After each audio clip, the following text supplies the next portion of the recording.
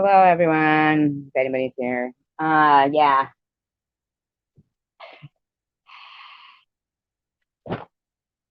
I was watching this interview with a serial killer last night before they were executed, and it was a while ago. Uh, Ted Bundy before he was executed, and he said society needs to be saved from itself. I thought it was just so odd that this serial killer was appalled at what he sees on TV, cable TV, and in movies like slasher movies and stuff, so that if somebody has a certain, you know, attraction to that kind of stuff, that they may turn around and find everything they want to know and learn how to do that shit by what was going on. Now, mind you, during the time Ted Bundy was getting killed, so he was in jail for a while. So, before he got executed during that time. And I think that TV has only gotten worse. It's only gotten worse.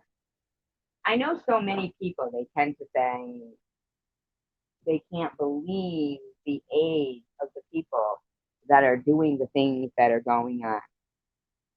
Right? They're saying, people from 40 to 60 are behaving in this manner, right?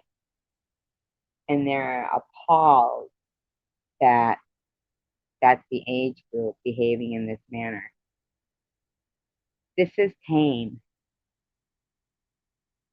This is tame for what is going on in the age group of 12-year-olds that are all playing, hi Ben, that are all playing, those video games, the gamers and the killing video games and stuff. And they're all, what's big in that age group is griefing. It's suicide trolling, griefing in the age group of 12-year-olds.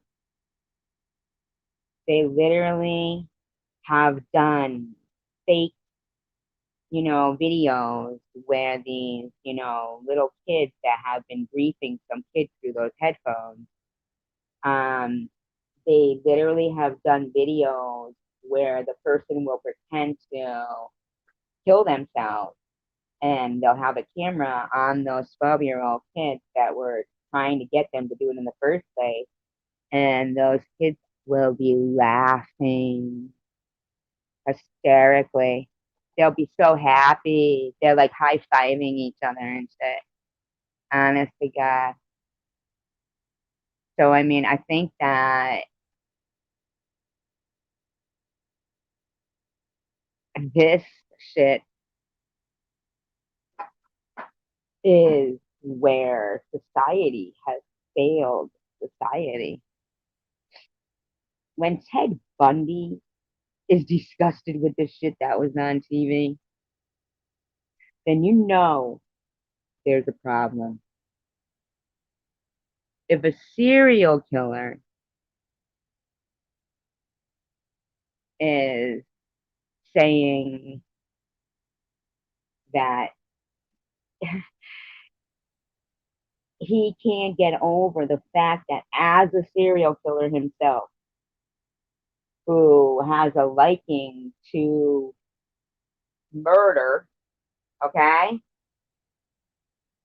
that if there's other Ted Bundys out there that are just little kids, and this was back then, when he was, um, executed, then basically what they're showing is, going to create the next generation of Ted Bundy.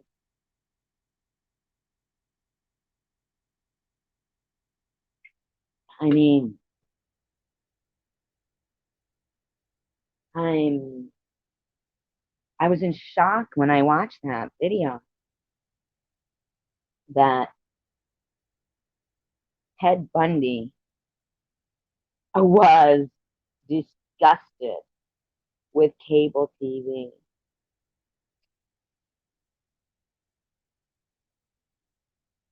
That says something right there.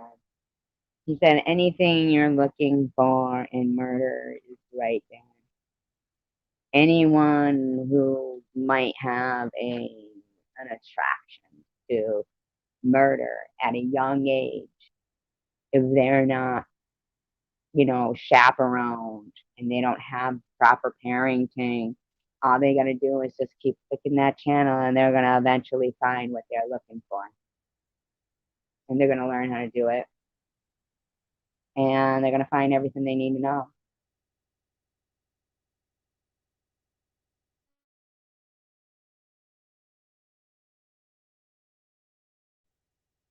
There was one that was a cop that had killed 34 women in Florida.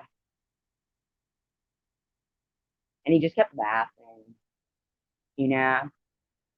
And I thought, how fucked up is that? Hi, Don. How are you? Well, that's kind of you. Thank you. Just talking about these, you did on the boob of the chair for the maybe. Oh, that happens all the time, Ben. Happens all the time because people are fucking mean. I go through that all the time with that channel that actually reached out to me and said, hey, we're starting a channel. We know you're a very kind person and you're a good mod. Would you be a mod for us? And I shared their channel out feverishly. And they act like that never happened. They actually act like it never happened. In fact, they demanded I take down the Spencer Boston video, which I'm not going to. I mean, yes, you absolutely said everything you said. I don't lie. I don't lie. I don't lie. You did everything. Everything happened as I said it happened. I do not lie. I mean, this person, on the other hand, lies very frequently and does it so well and gets away with it so well that, you know, that it's not. But for you to demand that a video about a little girl crashing and a young man who crashed his car and died, but all you heard in that video was just about you, and you demand that it be taken down. And you said, I never said that. I don't even know what you're talking about. You never said, because everything that I've said is always true. And basically, though, the video isn't labeled about you. So why were you going through it? And you're not blocked here. So if you'd like to, okay, Don, I appreciate the support somewhere between this morning. Somebody got to her now. I'm blocked. Isn't that crazy? Yeah. It's people and they make clones and they go places and they make up lies. And then it happens more often than not. I mean, I understand that some people bans them. Here I am calling Bunny sentiment. I haven't seen that Bunny in a while either. I'm worried about it. I just was so shocked at this interview with Ted Bundy being appalled at David because he said society needs to be saved from itself. And that is true. That is very true. Society does need to be saved from itself. And I get it. Some people, they have a problem with this one and a problem with that one. And I get that. My thought process is that it needs to be recognized, that I don't I don't think it makes sense to me that two people who so-called were, so vital enemies suddenly are just so friendly with each other. Why am I still breathing? Dyson, Dyson, you were in here last night. Why are you here saying that? Why are you still breathing? What a horrible thing to say. Why are you still breathing, Dyson? Tell me. Because to say something like that, I've got to wonder why someone as evil and disturbing as yourself, Dyson, is still breathing. You tell me why you're still breathing first.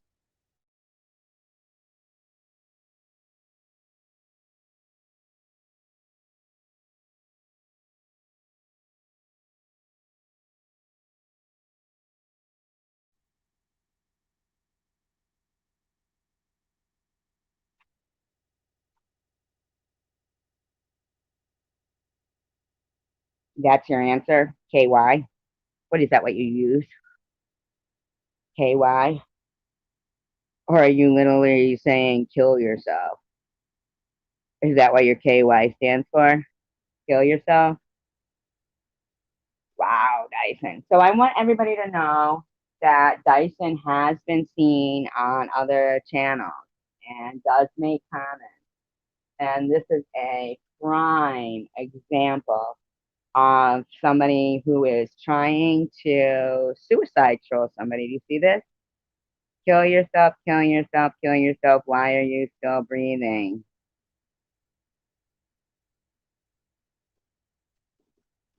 Can't answer the question why they're still breathing.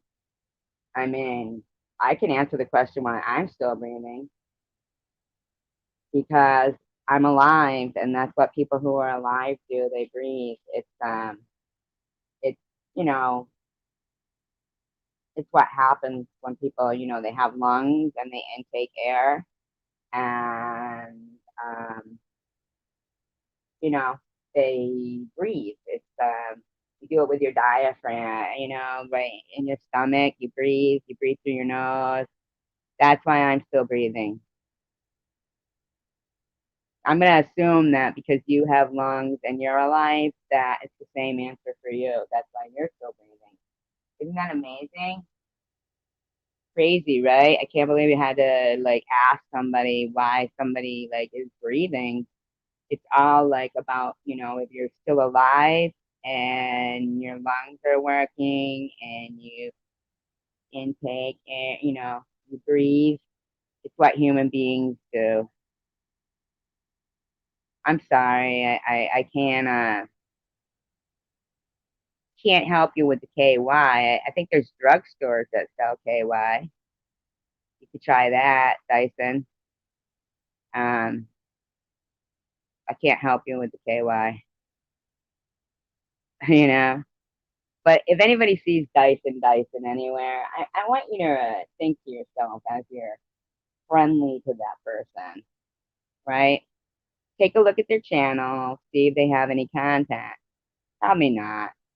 They probably have no videos, they have no content, and their avatar is a D, and they have no face, and they come on here and they say shit like this, and they think they're a tough guy or a tough girl. No, a tough guy or a tough girl would say it to me, and they'd have an identity. You have no identity. You know what I mean? As far as I'm concerned, you're not breathing. You're not even a real person. You're a fucking capital D. Sick. I don't know. Dyson. Fucking weirdo. KY, KY. I mean, fucking, if your fucking problem is lube, then fucking go to a drugstore or some shit. Fucking don't be demanding KY here. We don't have KY. I don't have that. I don't know you. I'm not gonna fucking mail you a bottle of KY. Sorry, I don't even know there is bottles of KY. I don't even know what the fuck. Listen, Dyson, you seem pretty fucking in desperate need of KY, so go get yourself some. Fucking weirdo. Yeah. But anywho, I really find it hard to believe that. Jules, you're not blocked. If you have something that you need to tell me that you think you didn't say, then why don't you just come on like you did? Hi, Nacho. Oh, is that who that is? I don't know if that's Laura. That's somebody who hangs out with on the with that gaggle of witches there. That's who that is. Because I've seen them actually accuse people of being Laura. I believe Dyson has.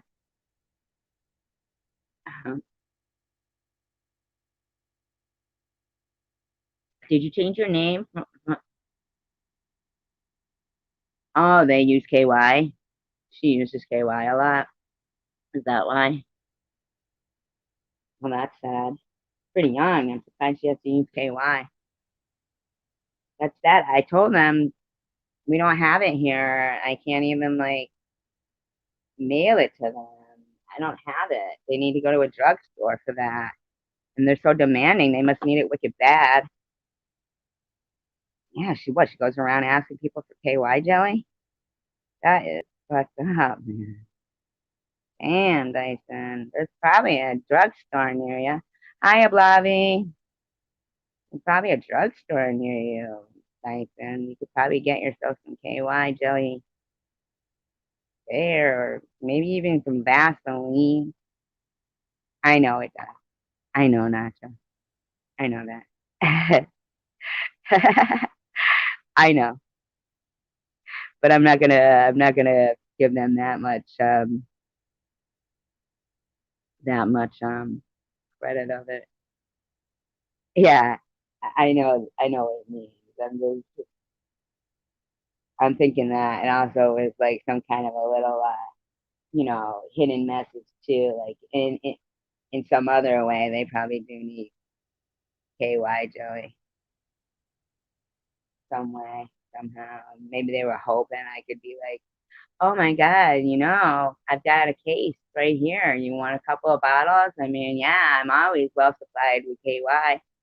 And they seemed like in such desperate need, they asked for it so much. Yeah, right? That's what I thought. I said, nah, nobody would be bad enough to be trying to say kill yourself. So she must really desperately need KY.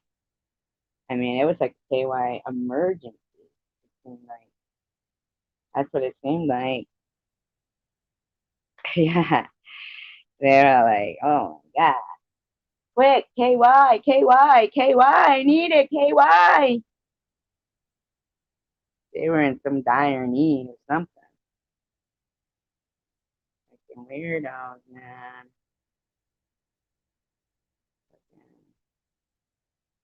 Jeez. Then they didn't even understand like why people breathe. I had to explain to them about like when people are alive that their lungs take in air and they breathe and had to give them like a whole fucking science lesson and then explain to them that they could get KY at the drugstore.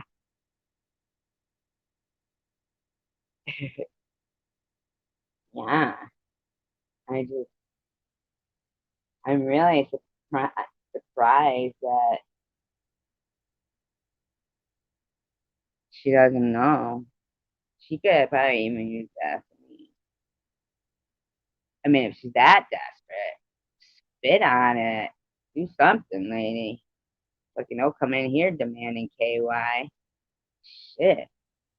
I'm not parting with KY. I'm not parting with KY. She better get her own supply.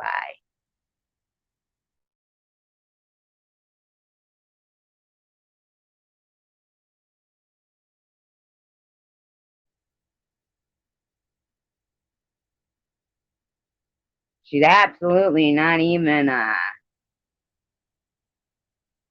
just slow. She's dry, evidently. Poor girl. slow and dry and doesn't even know why people breathe. So, yeah, stupid, slow, dry, desperate for attention. God knows what she's putting up there or where she's putting it that she needs KY. KY emergency. I never even heard of a KY emergency. Slow and dry. All right. Thanks, Nacho. Slow and dry. Ain't no thing is slow and wet. uh, Friggin', maybe that's it. Let's get it over with quick. Whatever she's putting there, up there. Who knows? Just go to the drugstore. Just go to the drugstore. Get some Wesson oil. And, oh, lard. Butter. Try butter.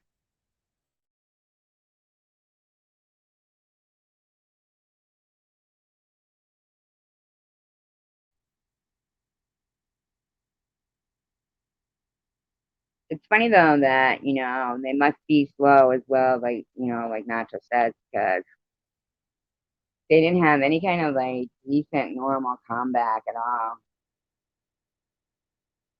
They're just like demanding. KY,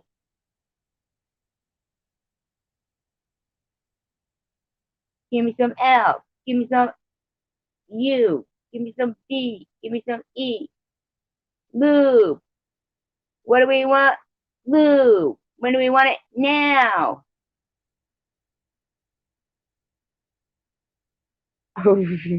What do we want? Lube, when do we want it? Now. Give me a K, give me a Y, give me an Lube. Yeah. Right? Yeah, lack of creativity for sure. You're right, man. They got a lack of creativity. Damn, man. They didn't even deny that I was right that they needed KY jelly. They didn't even like deny it.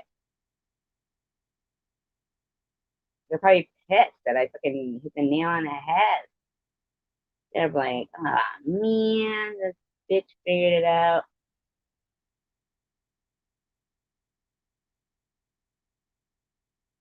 What's somebody else's joke? Anyway. Oh, her mother's. Yes, I'm sure she is her mother's joke. Her mother was probably like, put it back in. It's not done yet. Virgin oil? Oh my God, I never heard of that before. That's funny. Try some virgin oil. Does that work? Does that work? Virgin olive oil. What they call me? Virgin olive oil. Like a virgin. Touch for the very first time. Right? I want to know where Dyson went. Oh, did you block him? Oh, did you? Just when I was, just when I was thinking about mailing him some KY. Uh, so anybody, how's everybody's day going? Yeah, I was just so shocked. I was watching that interview with fucking, and also remember the movie Monster about Aileen Wuornos? So bad for that lady. I really do. You know? I mean, she had such a bad upbringing, and she fucking, man, have you seen that movie Monster? Charlize Theron did such a good job in that. I mean, God, uh, Charlize Theron, so beautiful. And man, did she play that role to a T. I just felt so bad for her. Because she's like, in this interview, she's like,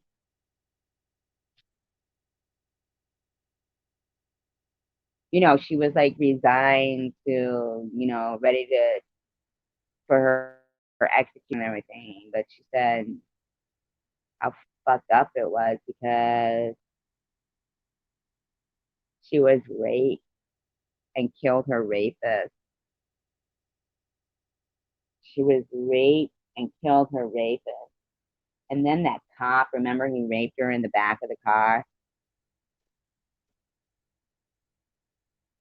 And then, I mean, like I said, there was this other serial killer that was a cop, and he had killed 34 women in Florida, where she was too. I know, right? And yes, but I'm saying I don't even think Aileen Wuornos was evil. She wasn't. Man, that poor woman.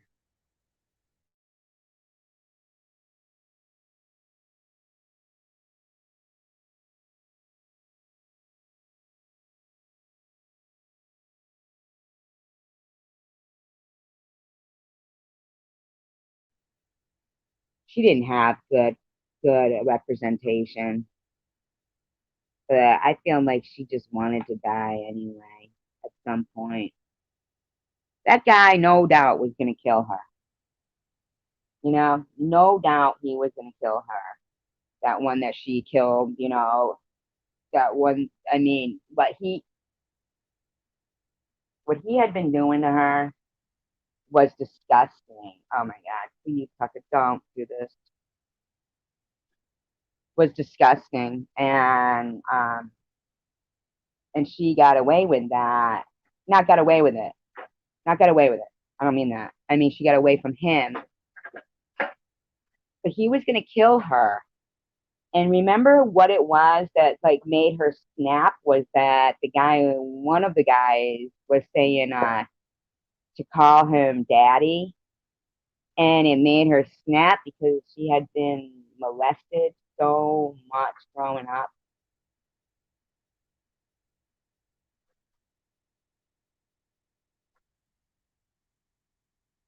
And I really want to do some research on that, cop, the serial killer that had killed those people. Because here's the thing: in the movie, when they showed when she was going to look for a job, and that cop, now yes, they do, exaggerate in movies to make them better or whatever. But the cop part where she ends up, she's looking for the job, and then he makes her do whatever in the back seat. Remember that cop? He says he was going to arrest her because she was out doing, and and I just wonder, did anything happen to him? You know, I really wonder about that. Did anything happen to that cop? Like, did they ever look into that for them to know that in the movie? Did they ever check up on, well, like for instance, the guy that she ended up killing that had raped her and obviously was going to kill her? Who was that, right? What was his name? And had there been murders that stopped after she killed him? You know, I'm going to do some research on that, on her. I'm going to do some research. And she got a raw deal in life, you know? Life failed her, you know? It failed her. It failed that woman. It really did. And I want to know what happened to the cop that was supposedly raping her, and I want to know if there was people getting killed. I'm gonna look at that. I want to know that. I want to know because in her interview she said,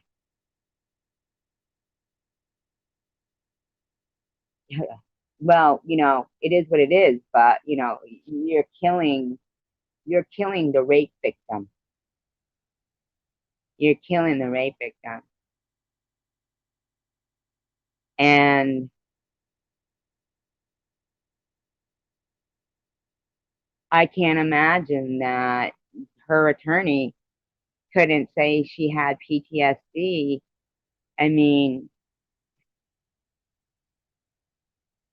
evidently, she's out there looking for a job. That part really broke my heart when she was out there looking for a job and the way that they treated her. I mean, I can't get over how good Charlize Theron played that role, man. I wonder if Aileen Wuornos even like was she still alive when that movie was out? Because here's another thing that I can't understand, right? If you can't get good representation because you can't afford it, right? And obviously, she probably couldn't afford a good attorney. Like, who was her attorney? I'm going to investigate that case. Who was her attorney? Was it a public defender? And is it because she couldn't afford it? And after she died, did they refuse her to tell her story and be able to, get compensated for her story so she could pay attorneys?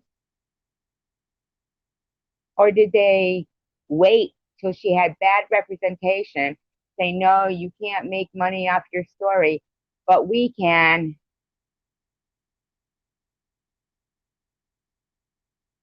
She did want to be put to death. Yeah, she did. She did because her life was so sad, man. She had given up on society. And I was shocked when frickin' um, Ted Bundy was even saying society needs to be saved from itself. Even Ted Bundy was saying, he's been sitting in jail. He's watching how movies and stuff were getting worse and worse. And this is before, right before he got executed. And he said, if there's anybody who at a young age that takes a liking to that kind of behavior, all they got to do is keep flipping the channels and they're going to find what they want and they're going to learn from it. And you're going to have a whole bunch of Ted Bundy running around. He's right. And it just got worse. We couldn't even listen to Ted Bundy. When a serial killer tells you that what he liked to do, he more or less learned from doing, watching these things. And then we couldn't even say, oh, well, he's a serial killer. I mean, if he's like even disgusted with you know, society, and then he even thinks that the movies are getting, you know, survivor guy. Thank you for the update. That is great that you did that. Did you like that, Mark? Did you like that? Man, I was so disappointed. I was so disappointed that kid died. Not that, I thought he was in the right, lighting up the joint in there and stuff. But he just reminded me of just one of these, like, deadhead kids. We all have met them that, had you heard of him before? Had you heard of that case? I thought it was incredible that nobody in the courtroom noticed this person reaching in their sweater. He could have pulled out anything, anything. They're lucky it was a joint and a book of matches. because they were so lax in their job. It shows in the recording casually. None of them are paying any attention to him. He reaches right in to his pocket, his cardigan. He could have pulled out anything. Could have pulled out a gun. And nobody. The only reason why they left was when they heard the match, strike the matchbook cover. I appreciate that, Mark. Thank you so much. I appreciate that because I do research the stuff that I talk about. I know people, they tend to like to think that oh, everybody's the same. They all just like drama. They all just like this, and I'm not anything like that. You did? Yeah, and I had it, and that was something new. And I was like really thinking, oh, what's this kid doing now? And whenever I heard that he had died, and here's the thing, there was no drugs or alcohol in his system or on the scene. So ironically, you know, just like people probably would have, been. I just, God, that's sad. So sad. Just all of a sudden went out of control. I wonder what the weather conditions were like.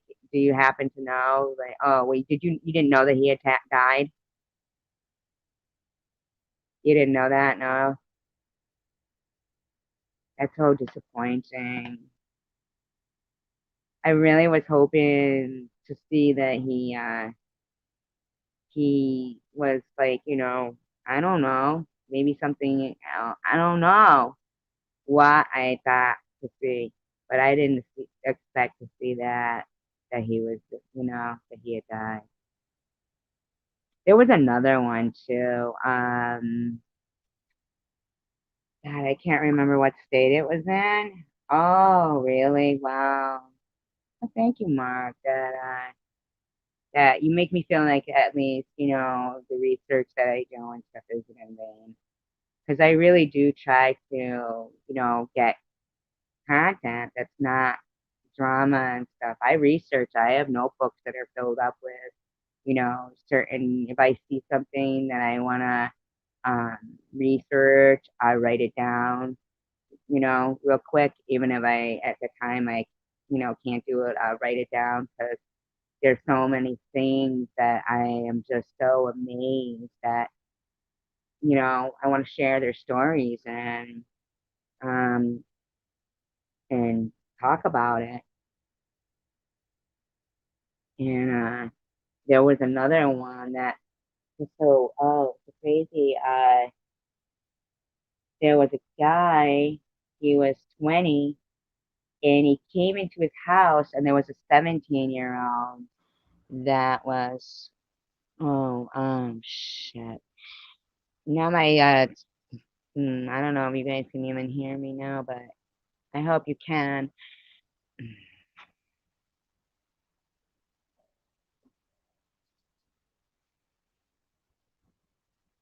There was another one. Can you guys hear me okay? I'm not sure because my phone rang and sometimes it happens that it affects my sound.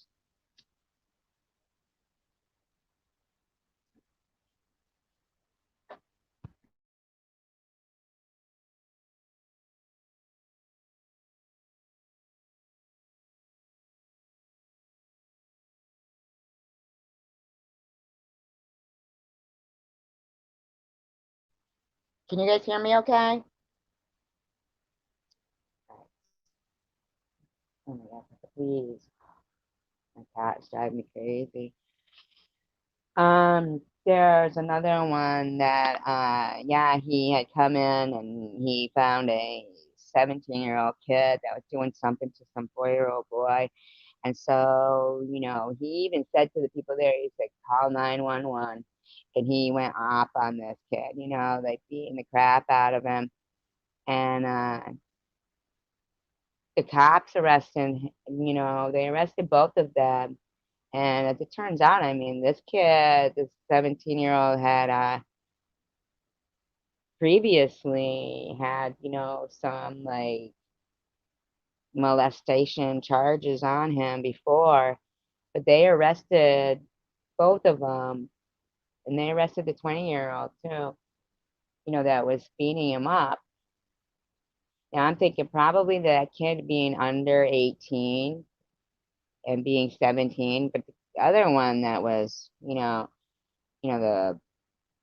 child was 4. And the guy, he came in, the 20-year-old, the cop, and I'm thinking that I bet, that the punishment, I'm gonna continue to further look into that one, because I'm hoping that the guy who was the molester, the 17-year-old, didn't get treated like a, juvenile because he was under 18. But unfortunately, the guy, the 20-year-old, they did arrest him, but he was out, but he ended up dying. He died of an overdose.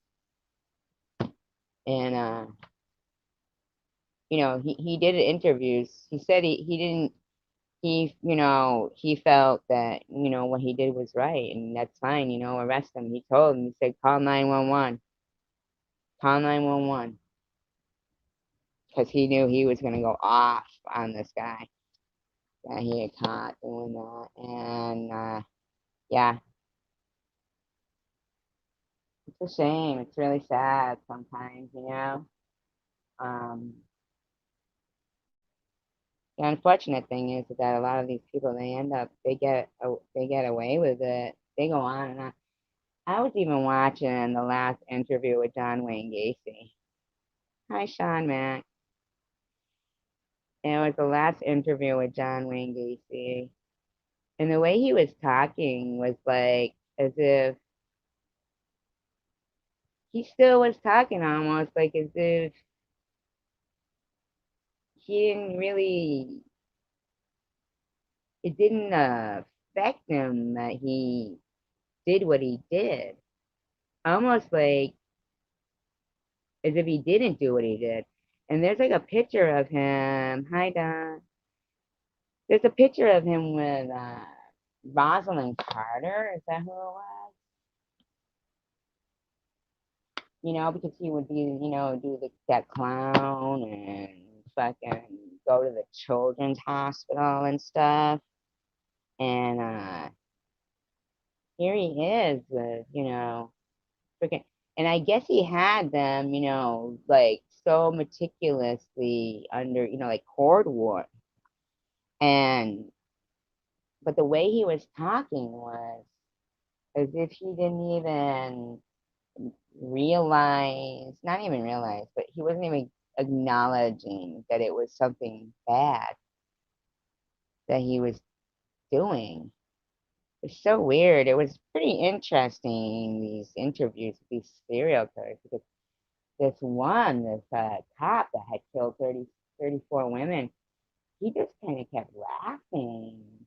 And then they also had that Otis, that Otis guy, Henry Lee Lucas, who was his friend, and he had said something, and he had admitted to Adam, the killing of Adam, but then he, said he didn't do it, Adam Walsh. This guy is like laughing through the whole thing. Thinking to myself, why is this motherfucker even out on the, like, why was he even on the street? It's quite pretty evident that he's crazy. Why was he even out on the streets, just like driving around and shit? Crazy, man.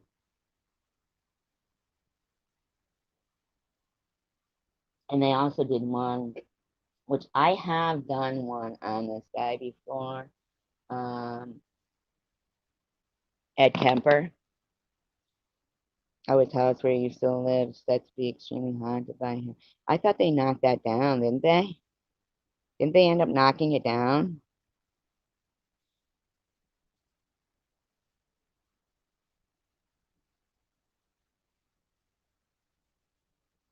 Yeah, and that Ed Kemper.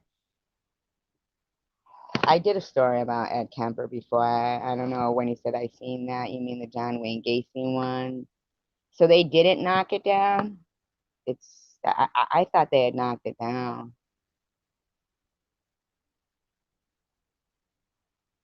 Yeah, I thought they had knocked that down. I mean, I know myself, I didn't want to burn the shit out of it. I always think about that mother that had gone to the drugstore where her son worked. And yeah, you said that before, Sean. Um, and her son said, well, Mom, I just want to talk to this guy about a job and then I'll be home. And I think to myself, God, the mother must be like, coulda, woulda, shoulda thing. If only, if only, if only kind of thing like that. And that's because I'm sorry, but I live in a town where women were missing and nobody said a word. And authority wise, I mean, authority wise. And authority wise. There was never anything saying, be on the lookout, blah, blah, blah. I'm telling you, that house where he had those women, I was working right down the street from it. Right down the street. Right down the street from it. It was right on the edge of a busy, busy, busy, busy road. Okay? Right there. Those women, I mean, right next door too, not like desolate. There was people, those houses, their neighbors are right there. I mean, those houses are close together. It's a busy road. Those neighbors, or I'm sorry, those girls, those women, first of all, I looked at that yard. I saw the yard, okay? I drove by it. I know, right? You're not much into the horror stuff. Well, I'm into all kinds of things. And because that was right in my, right in my town, like right, here. Um, I saw the yard. I could see the shed, okay? You could see his yard from the street. His neighbor is looking right down on his yard. How could nobody have seen him burying bodies out there? How's that possible? How could nobody have seen them burying bodies? Him burying bodies? I can't imagine it. And so when I drove by it the other day, obviously, I think somebody, must have bought it, which that's just crazy to me. I would never be able to buy a house like that. But they've got all these, there's all these little kids' toys all over the yard. And like, buckets and shovels. Little kid stuff though. There was a body in there. In the house, in the shed, in the yard. There was three. How are you gonna have your little kid playing out in that yard, digging and stuff? Oh my God. Never would I ever be able to. It's insanity.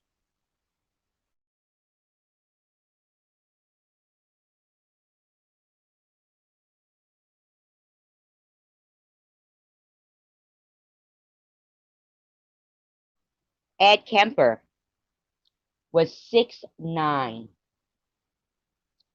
6'9".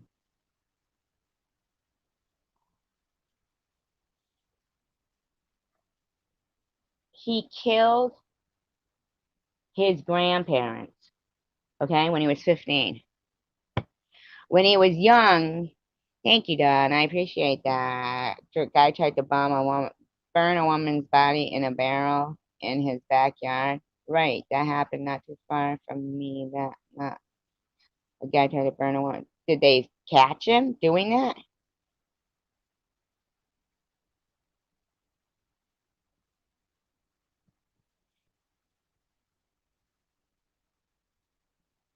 Ed Kemper, 6'9", okay, 6'9". His father leaves, like him and his mother, they split, the father and the mother, they split up.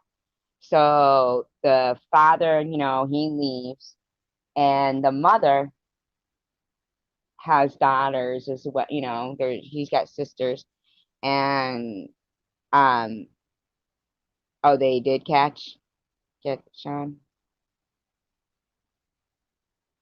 Did they catch him when he was trying to do that? I mean, burn the body in the backyard. He'd be better off freaking burying it or just putting it in a bear. I can't even imagine that this guy, if somebody dug something up and buried a body there, I can't even, I just can't even imagine that they can. This one is going to blow your mind. Ed Kemper, 6'9", okay? 6'9", he was. That's humongous. I mean, this guy knew that if he got close enough to somebody, they would pretty much know, oh, this fucker's gonna kill me, and they might run. So he was like shooting people, you know, and you know, I mean, do you know where he learned to shoot though? Like, get this, the police academy. The police academy, after he killed his grandparents when he was 15. After he killed his grandparents when he was 15, because he wanted to see how it felt, they put him in, juvie, like not as an adult, even though, this motherfucker by then is, probably well over 6 feet. Okay. And has no like real reason for killing his grandparents other than he wants to see how it felt. Well, okay, how did it feel? Oh, pretty good. Well, that's good. We'll let you out when you're 21, which is exactly what they did. The mother used to have to like, lock him in his room at night, basically, because this guy was killing the family pets and parading their heads around. Yeah, he did. He shot them. But he cut his mother's head off. I'm sure he had other, things, but he cut his mother's head off. Uh, and you know what his reason for that one was? That he cut his mother's head off? Was because she said to him, he went to her room and she said, so I suppose you're going to want to sit up and talk all night. So that tells me that they probably he actually started crying when he was talking about it. That tells me, I bet you they probably had a pretty close relationship. And she probably did sit up and talk with him. But can you imagine? She knew he had killed, I think it was her parents. Not sure if it was her parents or the father's, but it was both his grandparents. He killed them at 15, killed the family pets, would go around parading the head around, and the mother was scared to death of him. The whole family was scared to death of him. The father wasn't even around at all. Um, Hi, Dominic. And um, so he goes to juvenile, whatever, like when you're under a certain age. I mean, I'm sorry, but he's the size of a giant, even if he's 15. And he killed them because he wanted to see how it feels like. Well, like, I think they should be concerned with, so it wasn't because they were molesting him or beating him or even said, you can't go to this party. It was just because he wanted to see how it would feel like. So if it felt good, like, did they ask him? Well, did you like it? I mean, because I think it's pretty odd that he wanted to see how it would feel to kill somebody, and they let him out when he was 21. And the mother pleaded with the judge, please don't let him out because to, he's gonna come here to me, right? And she was scared to death of him. Rightly so. He cut her head off. He cut her head off. And fucking sat there with it on the kitchen table. Born to kill, they call that now. And they are. People are born that way, I think. I do. I think so. I think they are born that way. Um, there is some, for instances, where I would say that I don't think Eileen Warnick was born to kill. I do not think she was. I think that, um, but there is some, like, look at that Mary Bell. Remember her in England? And she killed I'm from Massachusetts. Look at her. She was a little girl that she killed that little boy and then she killed another one. She's out now.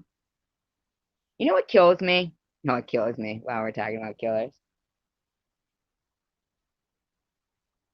She's out now and she has another identity. You know? She has another identity. And so, nobody knows where she is. Nobody knows nothing. But as far as we know, she could still be killing. I mean, do they killed a bunch of guys? Eileen, yeah, Eileen Warren, yeah, yeah, yeah. I felt so bad for her, man. She had a rough fucking life.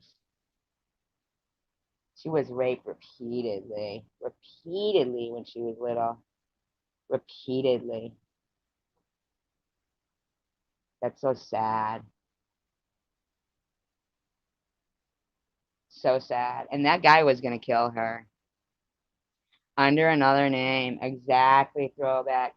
Even that guy, remember the guy who that bus, that Greyhound bus or whatever it was, um in Canada, going to Canada, and he beheaded that guy. He beheaded the guy. Yep, she got raped repeatedly.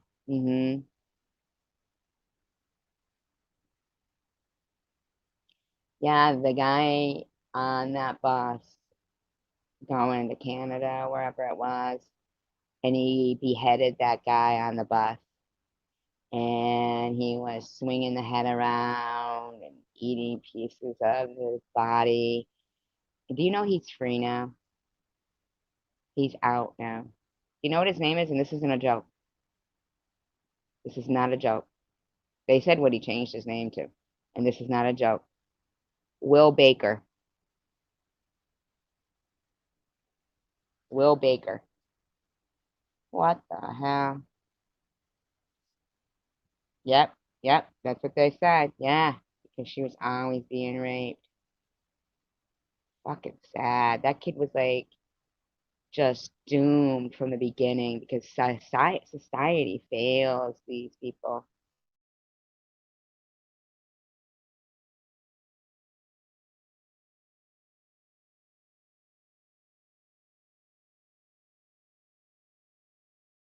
Here's the thing about Ed Kemper. They said he had like an IQ of 145. Like he was like a genius, a genius. And I'm not gonna lie to you, like about Jeffrey Dahmer. Uh, I did a video about him and about the kid Conorak Synthrophone, the 14-year-old that the cops brought back to him. You know they rose through the ranks too. Man, they rose through the ranks. They became like head, heads in the no. Leatherface was about Ed Gein. Ed Gein. He's another one with the um thank you, I appreciate that, Don. Don. I said Don, I'm so sorry. Uh who, Jeffrey Dahmer? What do you mean you saw him before? Or Conorak, you mean? I find it disgusting. And here's the thing that really always astonished me about that whole case. That uh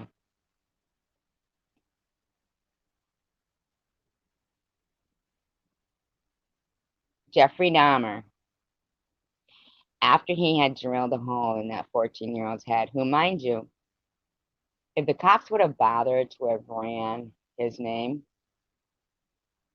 they would have seen that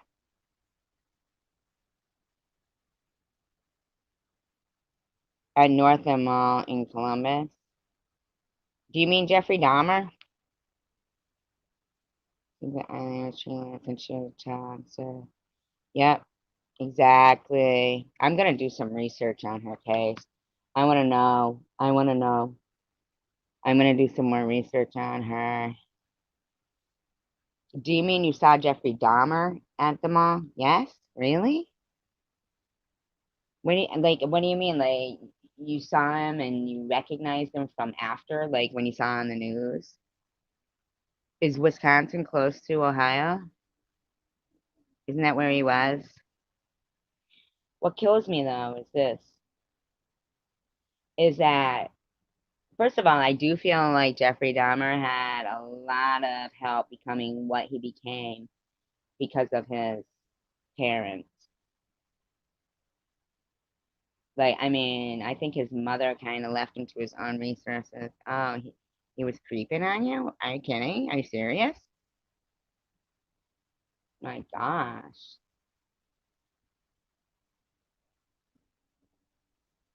And he worked at a chocolate factory. God knows what he was putting in those chocolates.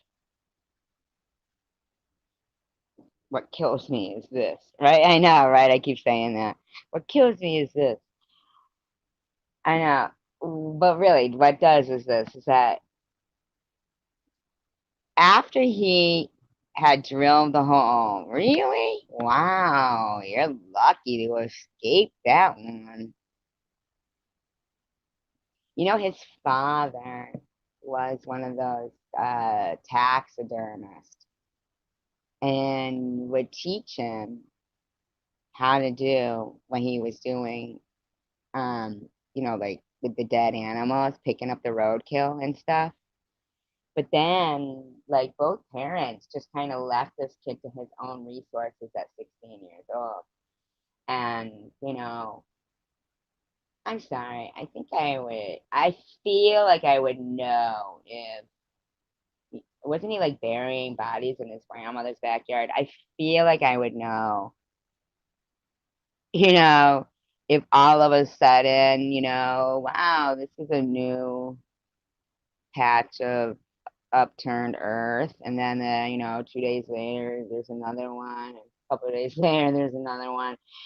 I feel like I would kind of pick up on it, but he already had an order to stay away from that particular family. They were Laotian, that 14-year-old kid, because Jeffrey Dahmer had previously molested the brother of that kid that the cops brought back. So I'm going to get to the now. What kills me is he drills the hole in the kid's head and puts the acid inside his head. And then after that, he leaves and goes to the package store, the liquor store.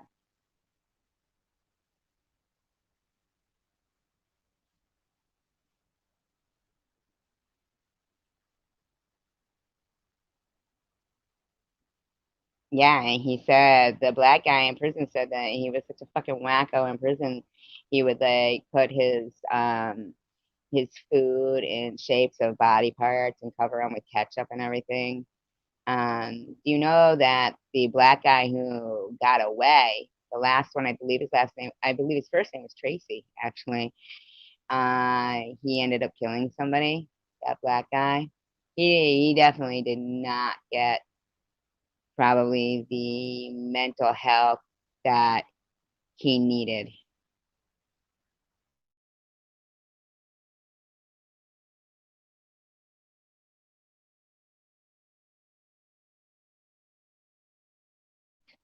But what got to me was that Jeffrey Dahmer could not go through with what he was going to do. He literally risked this kid escaping because he had to go to the package store. He had to be drunk. He had to be drinking to do what he was going to do. So he risked this kid escaping, which he did, right? Which he did. And had to go and get alcohol to continue to do what he was going to do. I always found that so crazy that he couldn't do what he was doing unless he was drinking.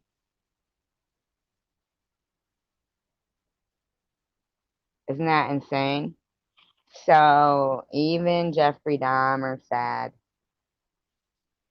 he was he was so surprised when the police, because he happened to pull up right when, the police were talking to the kid and the women were out there that had called. There's blood dripping down this kid, but he's naked, and there's blood dripping and they don't even bother looking. Obviously, he could speak English. Oh, no, I believe you, Don. Absolutely believe you. Absolutely believe you. Oh, absolutely. You're lucky you escaped with your life. Um,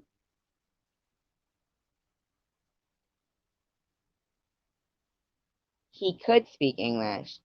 They tried to make it like, the kid couldn't speak English, but he could. He'd been here his whole life. The reason why he couldn't speak right is because there was a hole drilled in his head with acid poured into it. And when Jeffrey Dahmer pulled up, got back from the liquor store, sees this going on,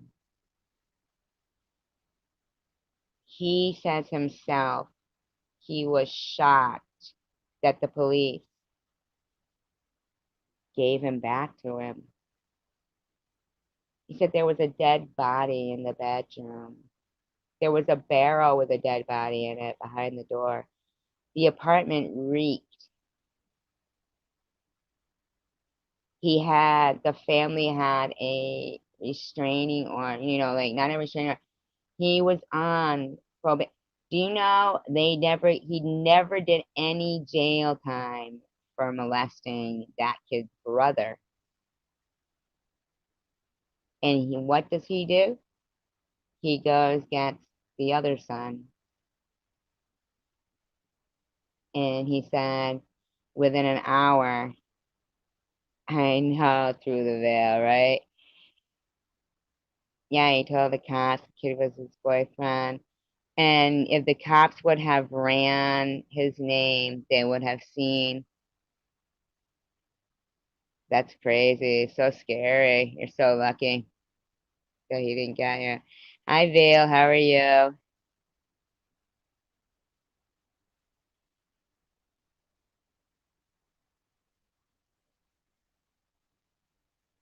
Yeah, I mean, if they would have ran his name, he did no time at all for that. But the guy that got away, remember the courtroom? Remember that woman? Like, she started screaming when Jeffrey Dahmer was like up on the stand, and she's screaming because he had killed her brother or something. Thank you. I appreciate you just popping in. Are you doing a live stream tonight? Got any ghost hunting going on through the veil? Hey, Dominic, can you drop a link? Do you know how to drop a link?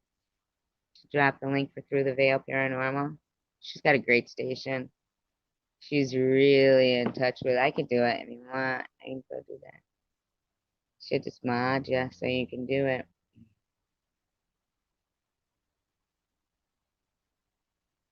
Yeah, I remember that woman like screaming um in the courtroom at him, and I kept thinking was, imagine when somebody has eaten your loved one and is sitting there knowing this motherfucker ate your loved one. I think they really should allow the family just to take care of them.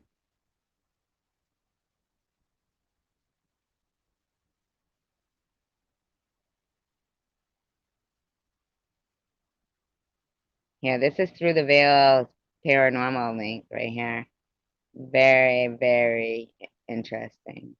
She's awesome. She's very awesome. Yeah, I get it, but they even told the EMT that was there to go away. They wouldn't let him look at the kid. They wouldn't let him look at him. I really do think that, I'm sorry, but like for Jeffrey Dahmer, why put him in jail? Like, why? What's the purpose? Why not just kill him immediately?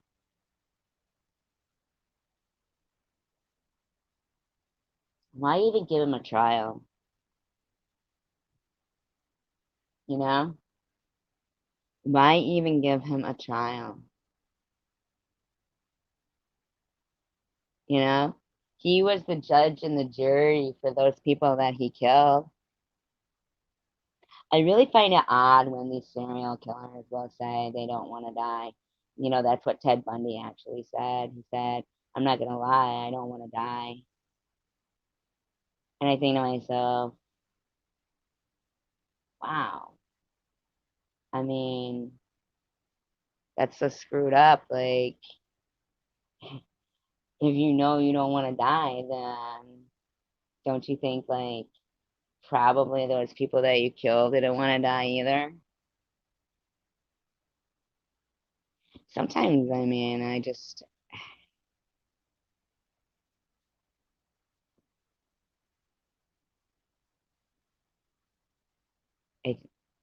it was probably horrifying how the victim looked, so they wouldn't. What do you mean, so they wouldn't? probably forgot what I was saying. It's probably horrifying how the victim looked, so they wouldn't.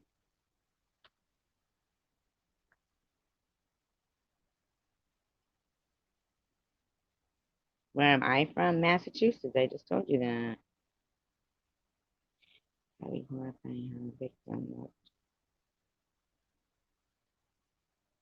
Is that an incomplete thought? So they wouldn't, wouldn't.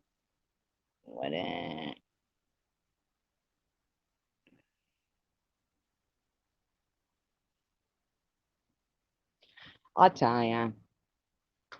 I'm not gonna not mention this case because this case is so my favorite drink. I don't know. It depends on how I feel.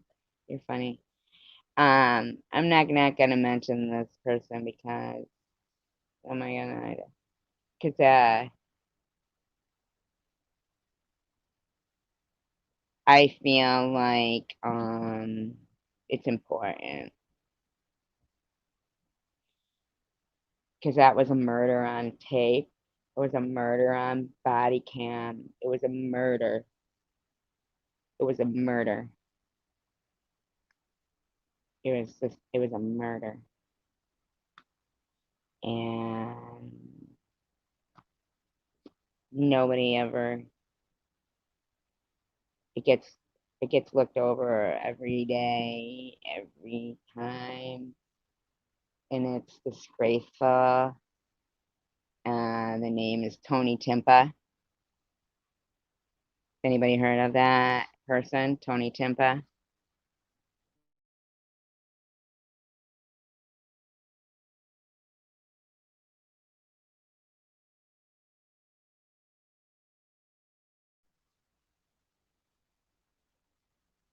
If I had another device, I would play the recording for you. It's very difficult to get through.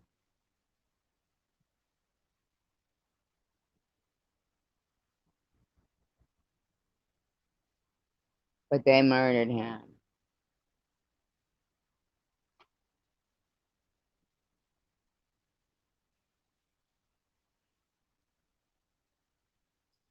I can't imagine sometimes being a parent of someone that you know that your own child, even if they're an adult, they're not a child, they're an adult, yes, but they're still, always going to be your child.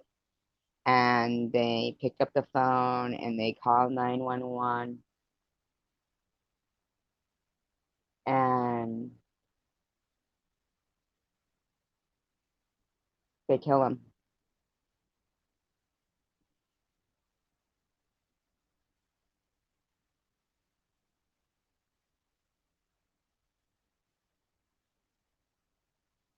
And nothing happened. And then George Floyd gets killed, who has a criminal record, an arm's length, who how and this has nothing to do with race. Nothing to do with race. So please do not anybody misconstrue this. Because I wouldn't care if Tony Temple was black, white, or green. What happened to him was a travesty. I mean, what happened to Connor was a travesty.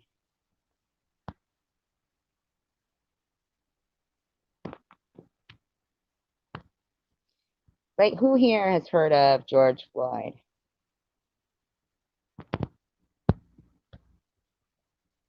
The world, right? Who here has heard of Tony Timpa? And you've heard about him because I say his name.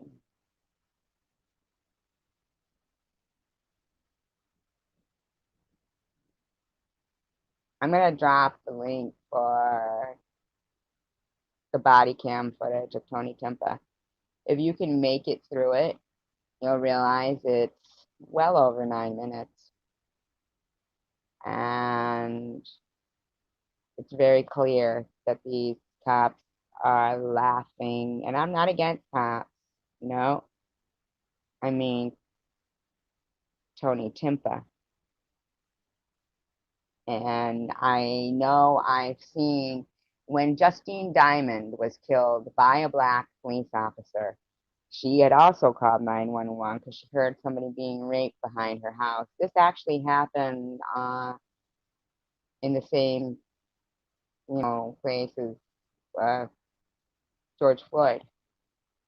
But he didn't break that case didn't uh, set the precedent for the highest civil suit, wrongful death. How much money does it take to bring back your loved one now? 27 million? Did they buy him back with that? 27 million? Did they get him back with that? Was he ever going to make 27 million in his life? I mean, I thought that a wrongful death suit was, to give what, that person would have probably made during his lifetime. And, that's how they figure out what the, total amount is going to be. What have you denied his family and his children because now he can't work and make that amount? Well, I believe that what they should have done is gone back through the record, seen what he claimed on his taxes, figure that up to his retirement,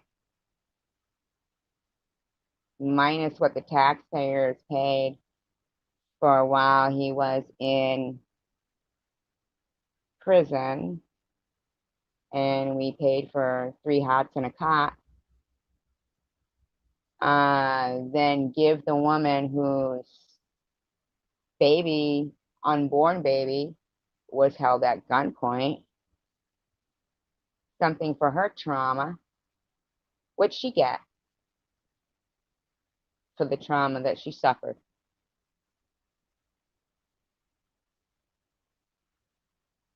Throws a guy into an ambulance like what? Who are you talking about?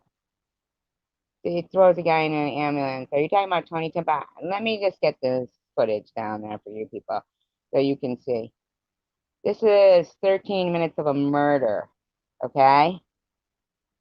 A murder that was never, ever, ever, ever, ever recognized. You know why? Because he's white. And I'm sorry, that's the truth. I'm not trying to be mean, and I'm not prejudiced. I'm just telling you now.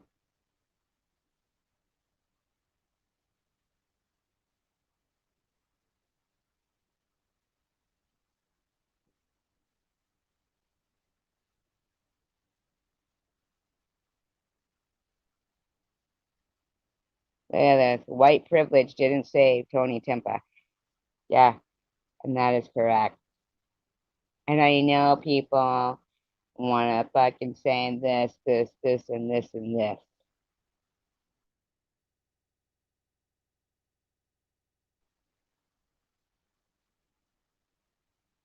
What do you mean, druggie? Who's a druggie? What does that mean, druggie? Mm. He called 911 himself. Who calls 911 and expects to be murdered? Those women that called for counteracts and Sanfetrone or whatever, okay? He's Laotian. The women who called for him, 911, were black, okay? The police who came were white, and the murderer was white. Who was at fault? The police. It didn't matter what color. Justine Diamond, She was white. She was killed by a black police officer. She called 911. But when she got killed, it was, this whole, well, if you guys would have cared about these guys getting killed, then maybe she wouldn't have gotten killed. Yeah, but every single one of your for incidences, they were breaking the law and went to reach for a gun or run from the cops and they got killed. They hadn't called 911 themselves. She called 911 and got killed. But what they're saying is, oh, well, too bad you guys didn't care that, you know, these people got killed. But what about on the flip side, if if people would have cared about Tony Timpa, then maybe George Floyd would still be alive and maybe Minneapolis would still have $27 million.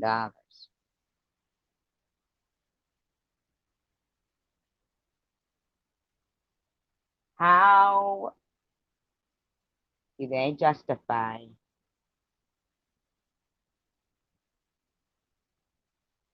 $27 million in a wrongful death suit? There's no way in hell George Floyd was going to make $27 million in his lifetime.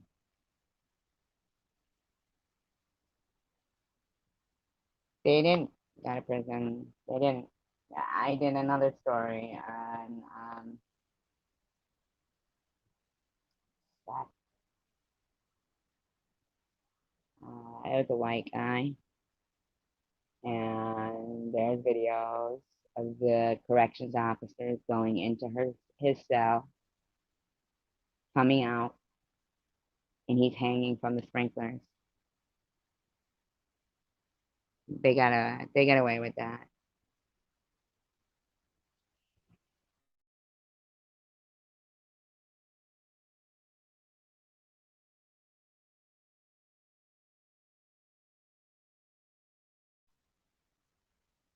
I'll tell you what, Pops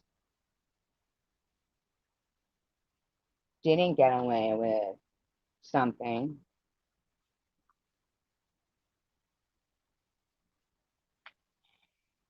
and who there's a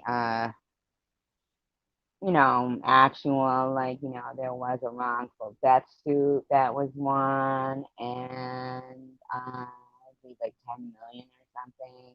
And, there was, big protests that went on and all this shit. Sandra Bland, what's her name? Sandra Bland.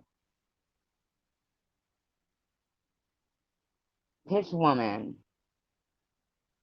her criminal record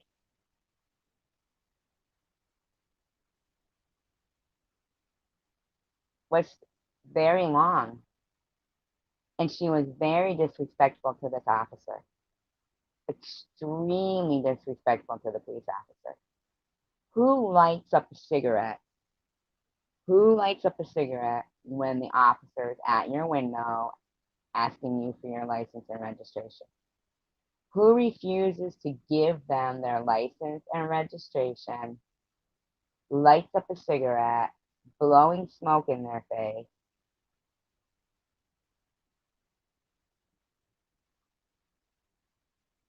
I mean,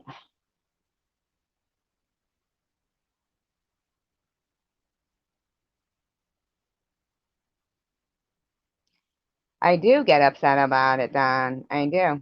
I do get upset about it. I mean, I'll tell you what, when I did that story about Tony Tempa, his mother reached out to me. She said, very good job. There was only one difference in it, but at that time, I guess their conviction hadn't been overturned yet. But it did get overturned, and nobody did get charged with it, or maybe she just didn't I don't know. But nobody got charged with it because she said, oh, one officer uh, got charged, but no, it got overturned. Hi, talking with Tommy D. But when she reached out to me, and then the brother-in-law of the person where I did the video of, he was hanging in his jail cell, the corrections officers, they clearly said right on tape, you're gonna get a nice welcome home party when we get you to the jail. And their brother-in-law, and then someone reached out to me that was Laotian and said, thank you so much for doing this story on, no, I'm not, Con, for doing this story on Connor Act. And that means a lot, you know? Tony Timpa's mom, like, reaching out like that, oh my God, I just was so shocked. That was on Facebook, she reached out to me. But I was just so, like, my God, I was so thrilled that she watched my video. His family, I mean, his mom watched my video. And it's like so, I'm filming my cat or something when I'm doing it. But I mean, because I didn't have an editing program or anything, but it weighs very heavy on my mind, the Tony Timpa case. It weighs so heavy on my mind.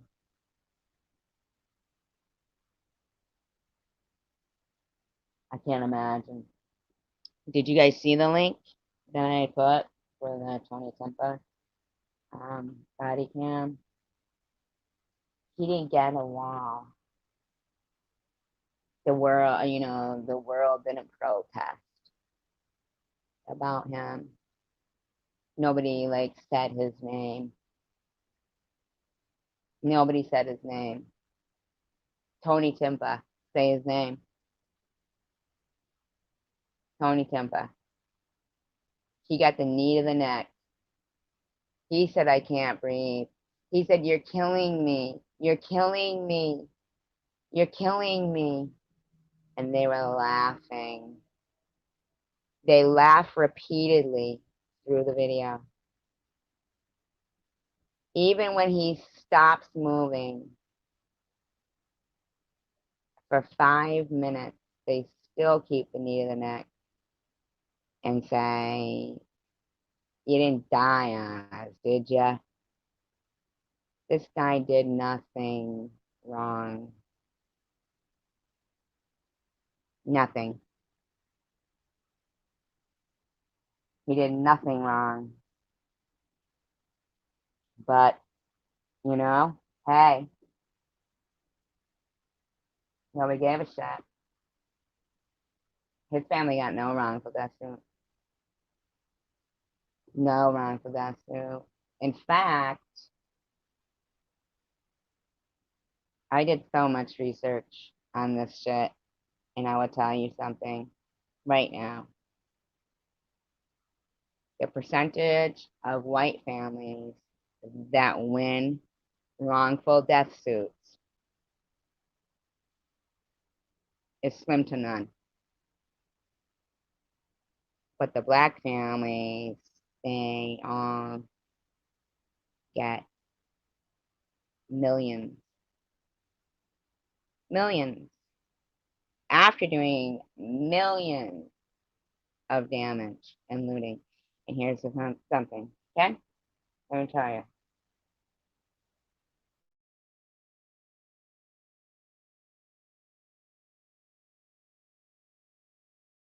I'm not prejudiced, but I did live through the LA riots. I was alive during the LA riots, and I do know who Rodney King is. Okay? Now, at the end of the day, everybody wants to just get home from work alive, including police officers. When you have somebody who has a history of drunk driving and a criminal record leading the police on a high-speed chase through busy streets, okay, while under the influence, they don't care about anybody's life, including their own. Okay? But all those people that they put in danger, maybe they care about their lives. I mean, the cops, they could have called off the chase of Rodney King, but then what? Then they call off the chase, and then as it turns out, he hits a family of 5 in a car and kills them all, right? So I think they were doing their job, trying to get a drunk driver who was going on a high speed chase, putting lives in danger. Okay? And then finally they pull him over. Yeah. Have you really watched the video of Rodney King? Those cops tell him multiple times, please put your arms like this. Even one of the cops lays down on the ground next to him and, shows him, this is how we want you to lay. Please do this. Repeatedly now, and Rodney King was no small man. He continued to fight. He continued to fight. Okay. They practiced patience. They kept waiting for, an okay from this guy. Now, okay, so let's say perhaps now, let's just say perhaps it's gone an hour over their time on the clock, and all during that time, they could have gotten killed in a high-speed chase, right? They may have not made it home to dinner that night to their children. Then when they finally pull him over, this motherfucker is still fighting. What happens? What was it, like 66 people or something lost their lives in LA riots? You know, lost their lives. I mean, so they beat him. Uh, I'm willing to bet no matter what color he was, they would have beat him. I'm willing to bet if people think that no white people have been beaten by the cops,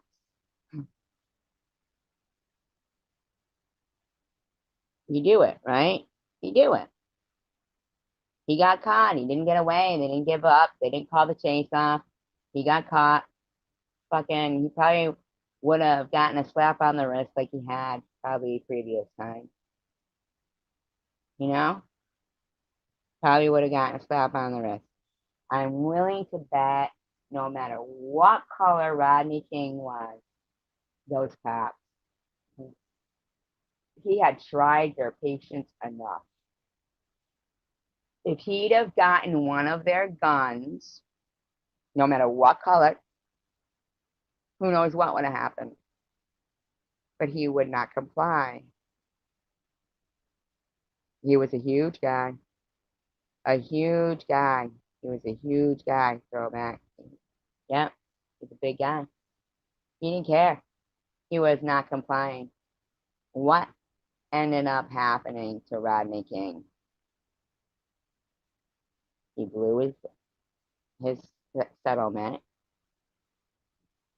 He died, drug induced, drowned in a pool.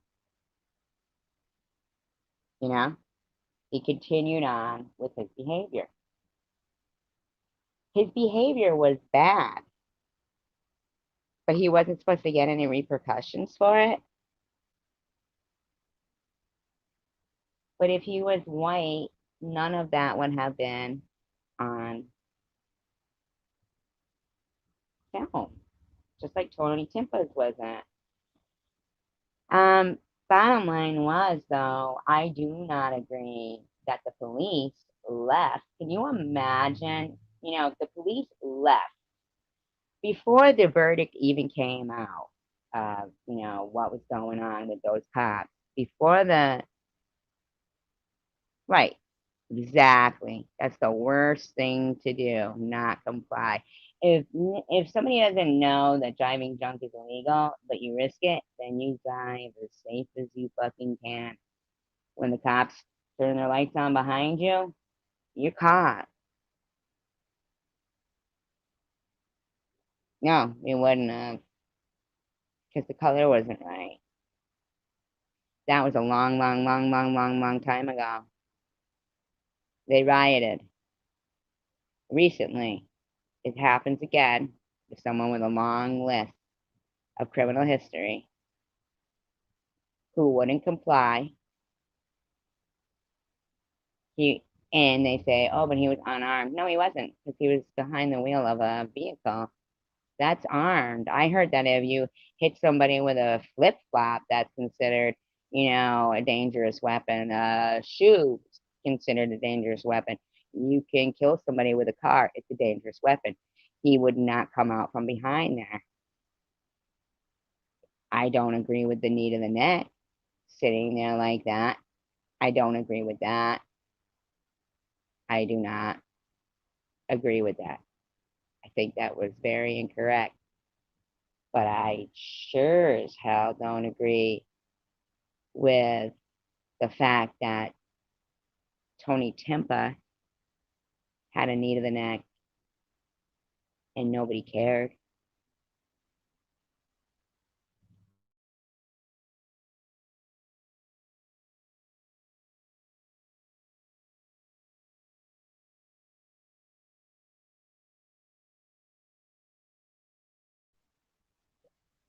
You look up Rodney King for his career, like what was his career, what was his job, and it's listed as he was an author. I guess he wrote a book after.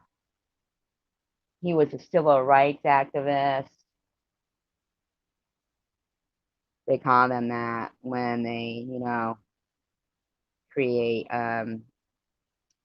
create a civil rights uproar or something. But there's no listing for when he was before that, you know? So what was he before that?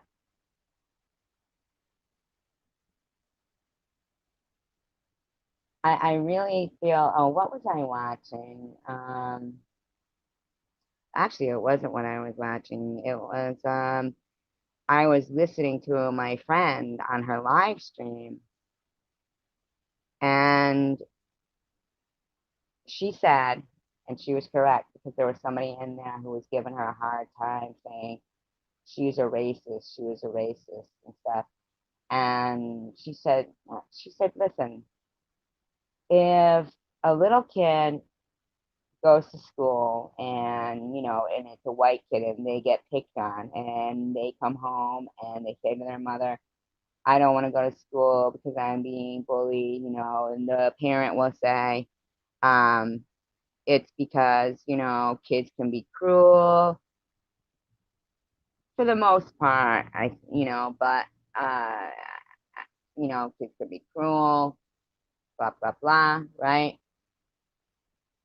But she said a lot of times when it happens, uh, if it's somebody of another color, they go home and tell their parents, and their parents say, that's because white people do white people, blah, blah, blah, blah, blah.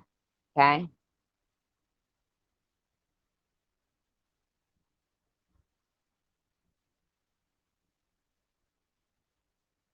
it's a consistent blame of a group. I mean, I have friends who are all of all different colors and ethnicities. They're all I've known, white people who fucking can't stand, I mean, and I've known black people who are awesome, do anything, do the shirt off their back. I don't see color. But when they're making these blanket statements saying, Black Lives Matter,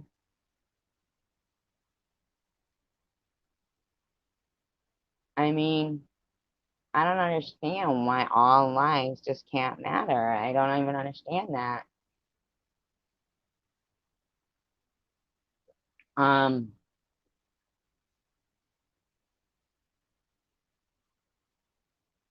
I remember going home one day.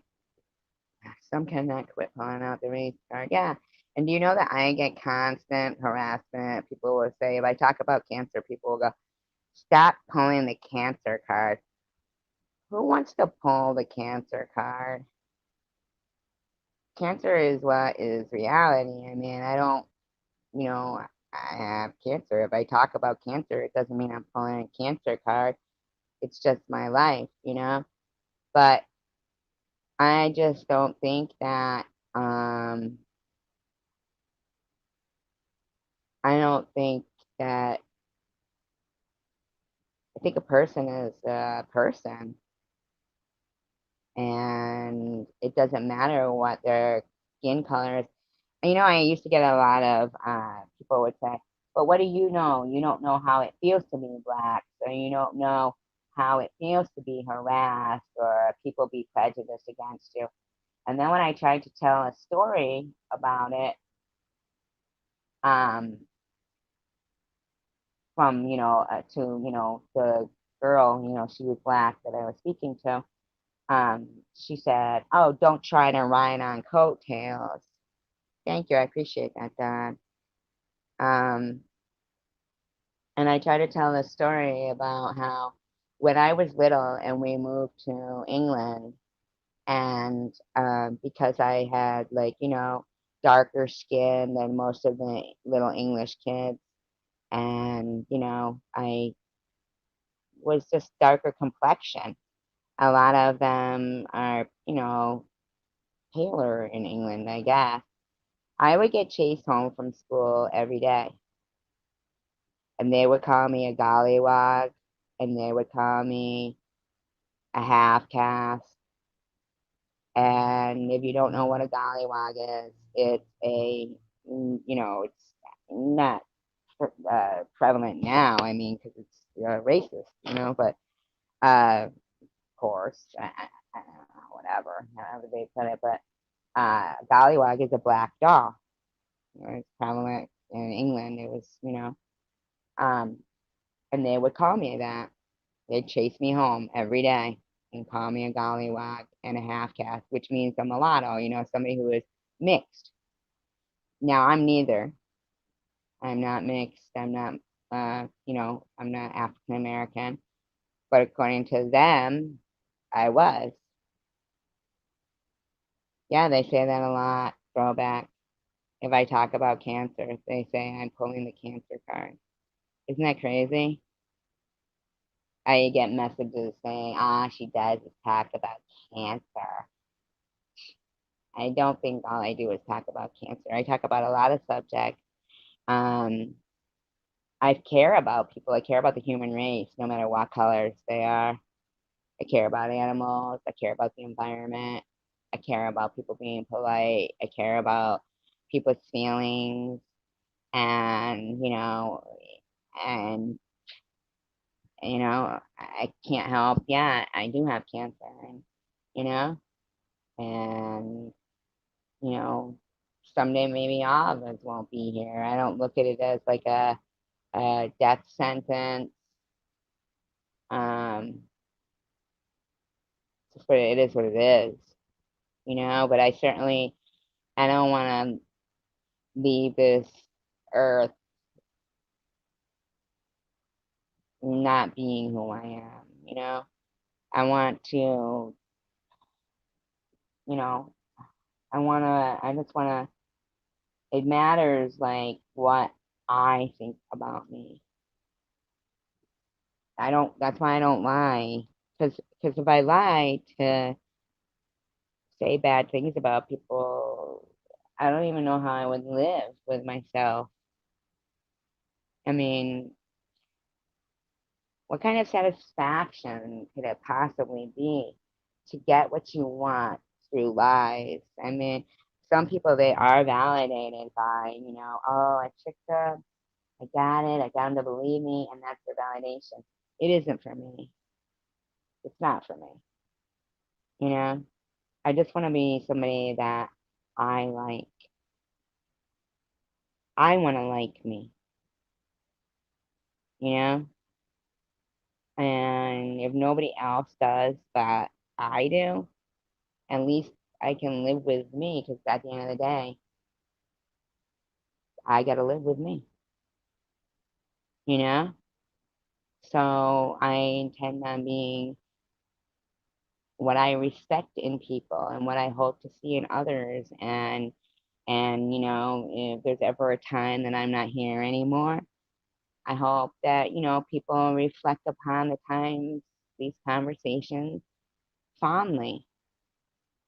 And I hope that you can, like one day you'll find yourself relaying a story to somebody and say,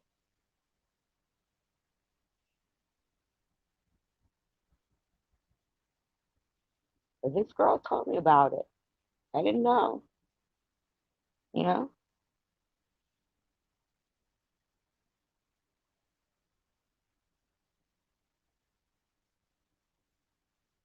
you know, I just,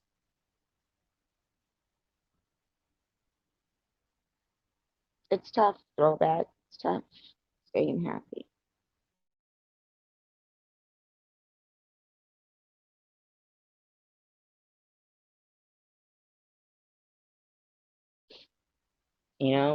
Earlier, what happened then, Did somebody come in and say, why are you still breathing? And then they wish some evil shit. And for a year,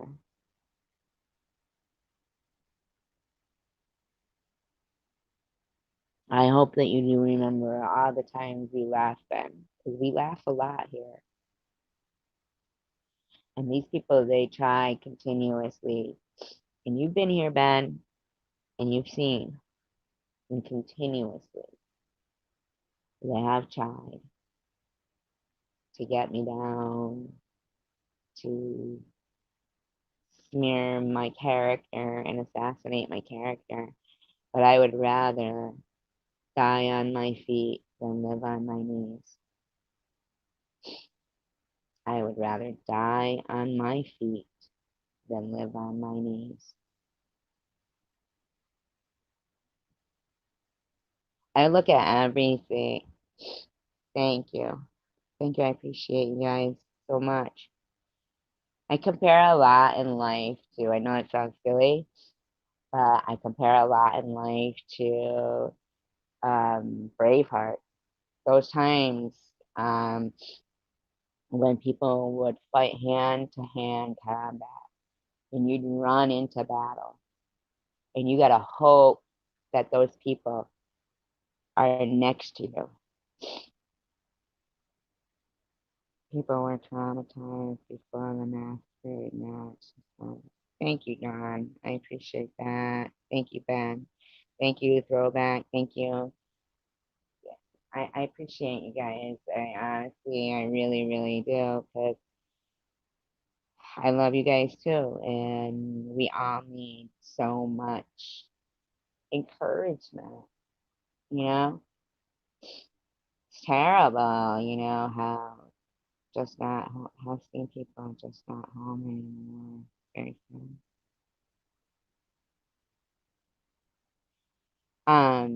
I always compare things to Braveheart, like Ben. Okay, let's take Ben for instance. Ben is somebody that say we still lived in the time of Braveheart.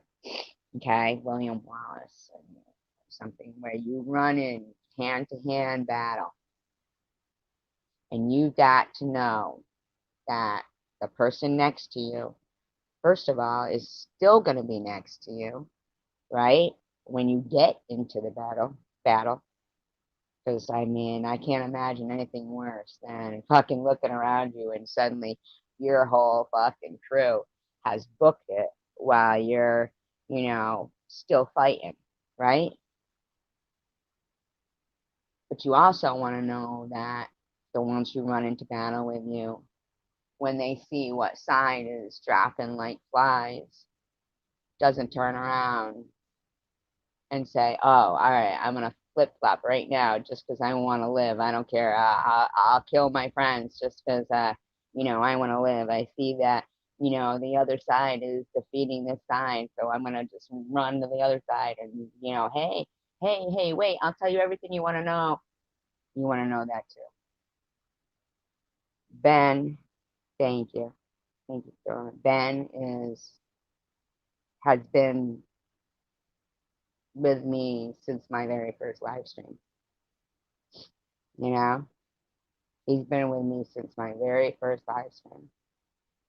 I can get mad. I don't even know if Ben is wrenched or not right now. I can get mad at Ben and take his, not get mad at him. I never get mad at him, but I'll see there's times when he's not, whatever. So I'll say, tomorrow's another day. And, but he never, ever says, I don't understand why you're doing this. I hate you, blah, blah, blah. And he never does. No matter if we have a rough bump in the road, he's always here for me, and I'm always here for him. He is one of the people who, if not the only one, I mean, serious. I mean, Ben has been with me since day one. Since day one. And he's never, ever flip-flopped or anything. Yeah, exactly, Mark. You want to be right next to him. Right next, you gotta, yeah. I mean, and I always, when I think about friends and think about people's actions, I imagine, is this somebody I would want to run into battle with? Is this somebody I would trust to run into battle with me? That is how because I would rather die on my feet than live on my knees. And even if somebody else won that battle because they were malicious and underhanded and they had underhanded ways, at least I didn't give up. And, I might be, downtrodden and nobody ever, but at least I did my best. And not maliciously, not underhandedly, not with lies. I didn't back down. I respected myself.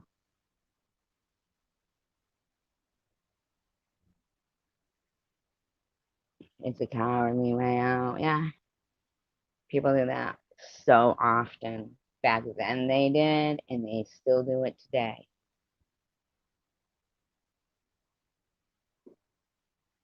It's always amazing to me. I remember being on the phone with somebody one time and talking to them. I'd been friends with them for a couple of, at least a year and a half, 2 years, talk on the phone quite often. And they were saying something, and I was like so angry about what had just happened, blah, blah, blah. And I'm flipping through, the shit that had occurred on this particular live stream. And I come across them saying something truly mean about me.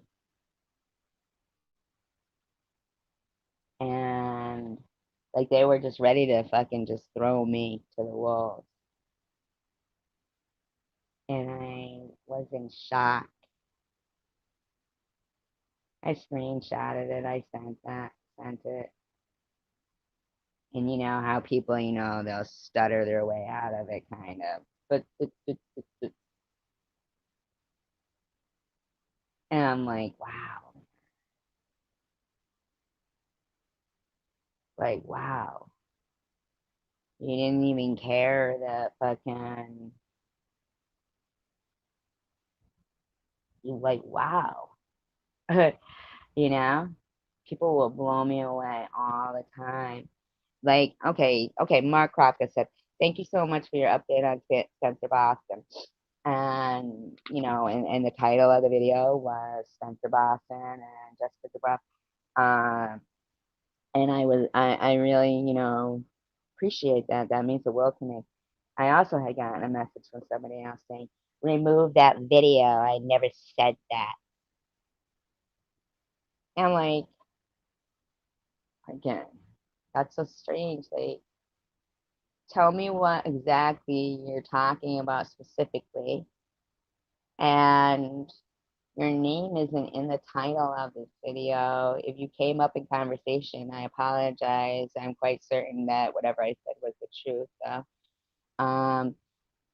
And can you be more specific? And no, I'm not going to remove the video because it's about Spencer Boston and Jessica DeBruff.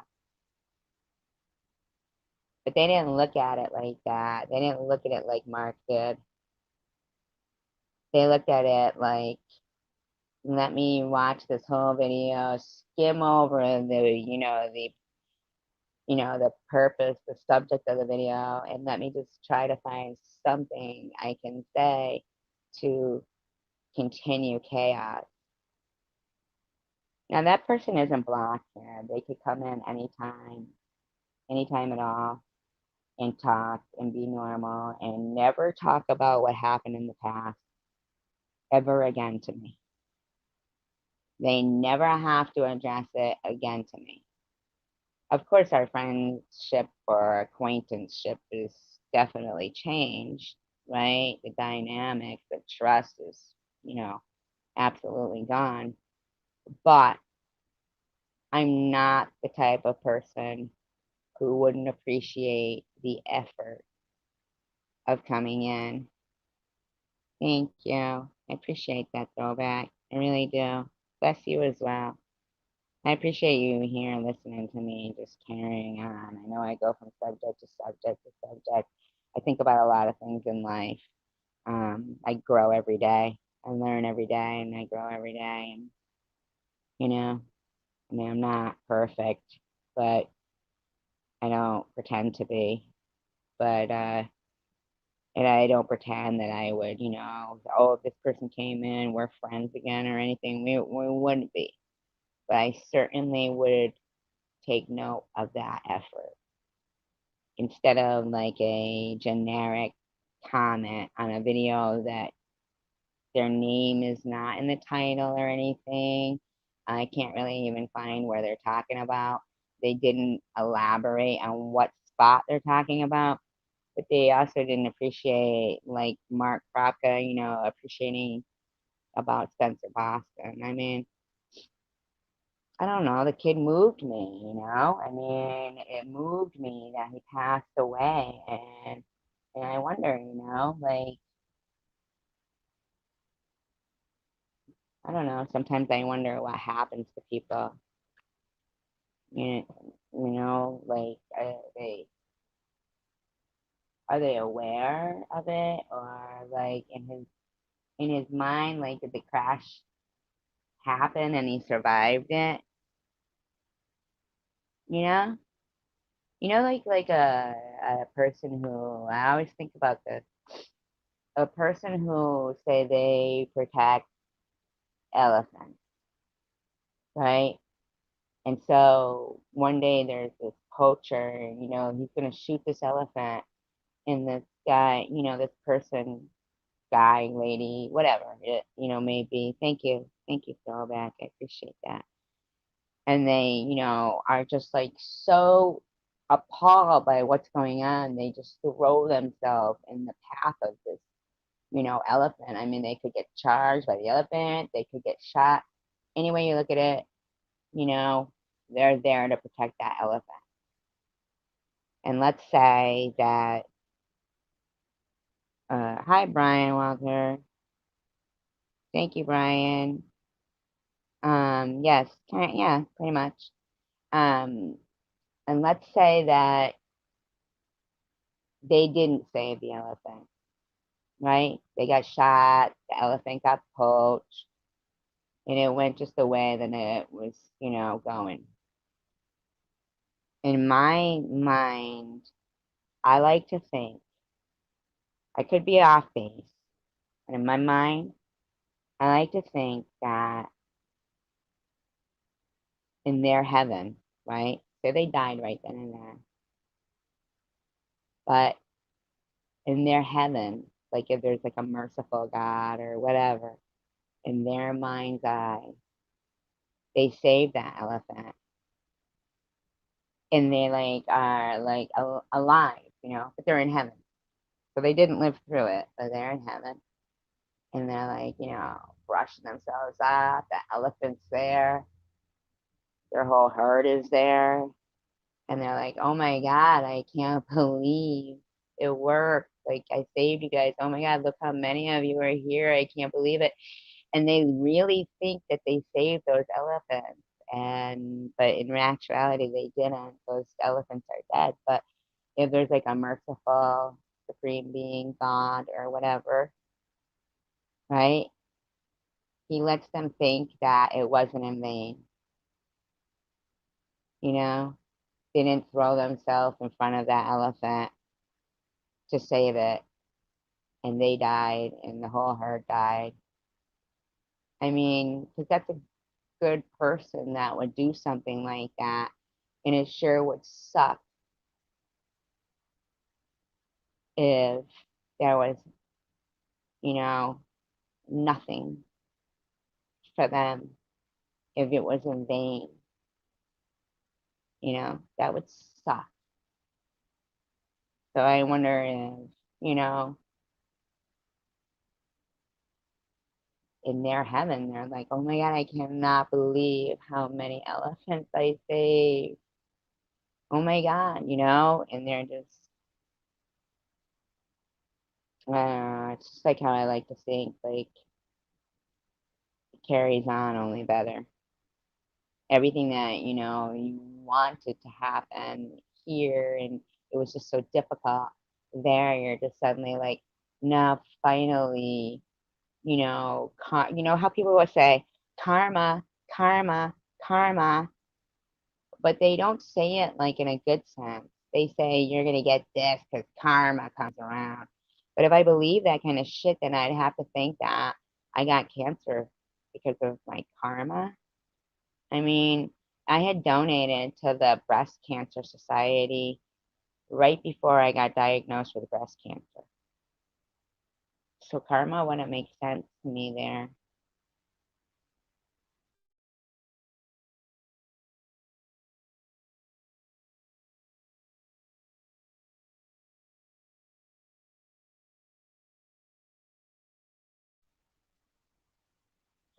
Thank you, Don.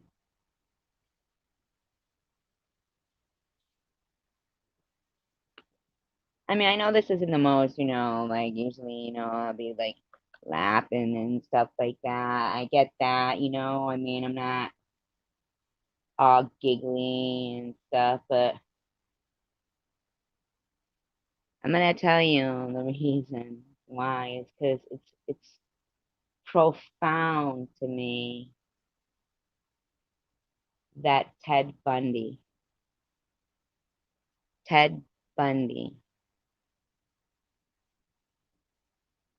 said society needs to be saved from itself.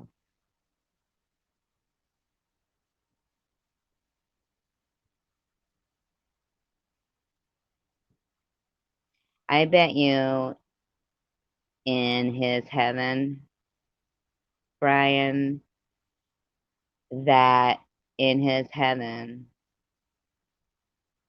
he is so in love with somebody and he thinks to himself, I'm so glad I didn't take my life over that girl. You know that? He was 16. I'm so sorry, Brian.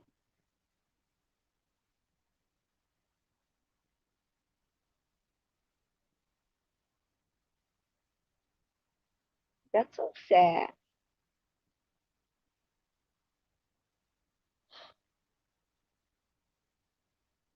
Your parents must have been devastated.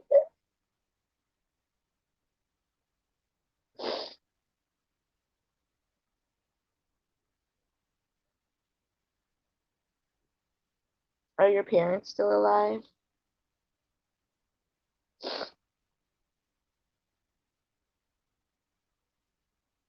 I think that there is a glass ceiling and that the people, that makes me so sad for your parents and for you. You must think every day, I wonder how your life would be now.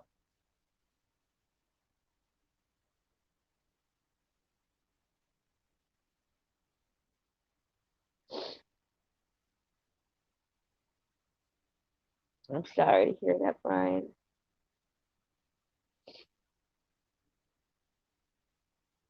I think that's what parents always think too, or your family, or sometimes like I wonder, I was watching a podcast where the woman's brother had gone missing, was still missing after all these years. And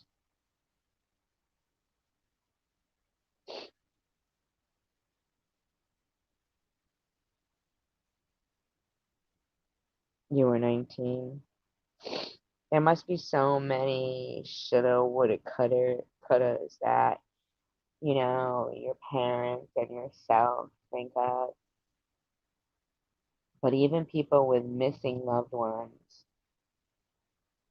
they must think to themselves, if only that day I would have, picked them up, or if only that day I would have done this. I'm sure even my own mother, when my sister passed away, um, that my mother probably wished, maybe she hadn't listened to the doctor when she had called about my sister and said, she's breathing funny and stuff. And he said, wait and bring her in the morning. You know, there's so many shoulda, woulda, couldas. But, I think that no, no, even people that are 50 kill themselves on. It's just a moment. It's a moment, you know? It's a moment of depression. It's the same with like getting on like, depression pills, It's a moment. It'll go away. And I like to think that there's a glass ceiling, right? There's a glass ceiling. And the people that you've lost, they miss you too. And they miss you and they're watching and they're hoping that, like, okay, for instance, let's just say, for example, Brian, that say, you ended up doing the same thing, right? Even though you knew the effect and everything, then I feel like, say, your brother would say, damn, why didn't you learn from what I did and not do that, right? Like, because they missed you as much as Mom found it. I was shocked and shot.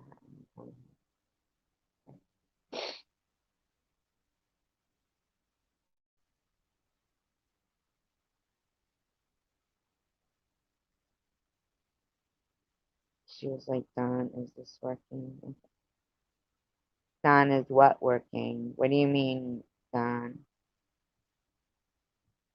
Yeah, like, so you've got to do your best here because your people that you've lost, if they can see you, they miss us as much as we miss them. And every time we make some decision that is just so, opposite to what they were hoping to leave a legacy of in your mind, they're like, oh, no, please, please don't get further away from me than you already are. You know, always think what you're thinking, that you're, that you're right. And something else, I always think that they could have been anyone's brother or sister, but you were lucky and you had them as yours. No matter how it ended, no matter how it ended, right? Maybe you should talk about that now as an adult to other teenagers and tell them about, you know, not what's wrong with them. I'm not saying you would, I'm saying, but this is what I see. And like a lot of times when people are talking about, oh, they're depressed or this or that, they don't point out that it's a fleeting feeling, that depression. You don't need to go on pills for it. You just need to remember that maybe 2 days ago you had the same house, you had the same family, you had the same car, you had the same job, you had the same apartment, and you loved life. So, if 2 days later you're feeling sad about it, you know, just remind yourself that it's all in how you see it. And it will give you back, we have the control. Don't get on pills for depression. Don't, because they take the control away from you.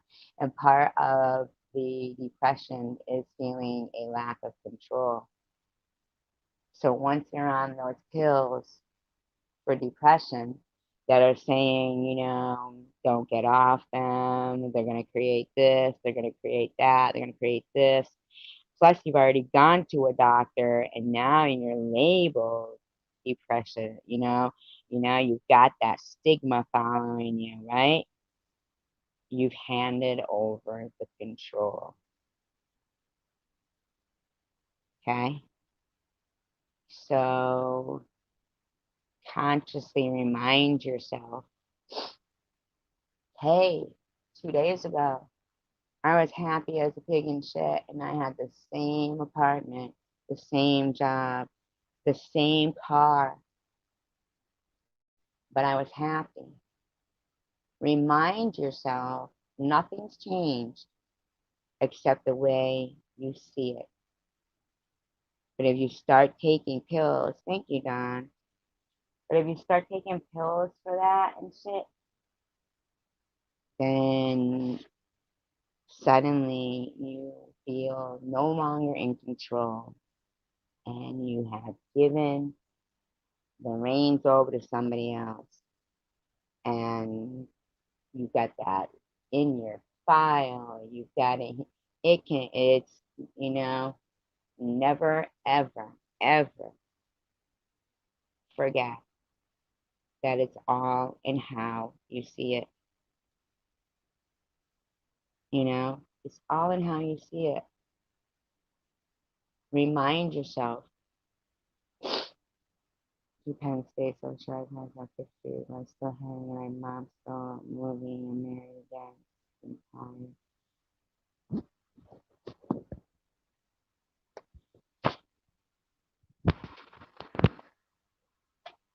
tell tell people how it affected your family. Don't talk about him. Talk about you. Talk about, can I ever text? What do you mean? Talk about your parents. Talk about how to this day, probably you wonder, was there something you could have done? And remind yourself that no matter what, no matter how somebody has died or gone missing, not even died, gone missing, okay? That everybody always thinks, is there something I should have done?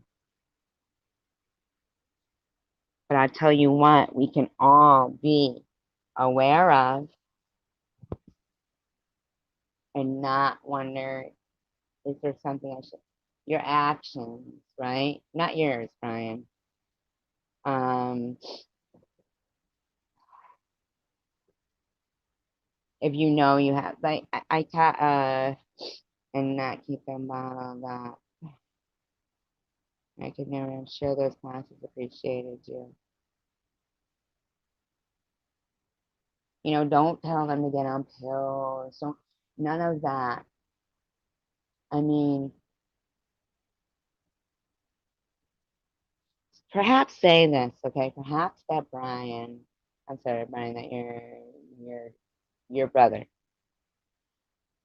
Let's say his destiny was his fate. Let's say fate was already is already made out. People's life is already made out. It's how they're gonna react about it is what.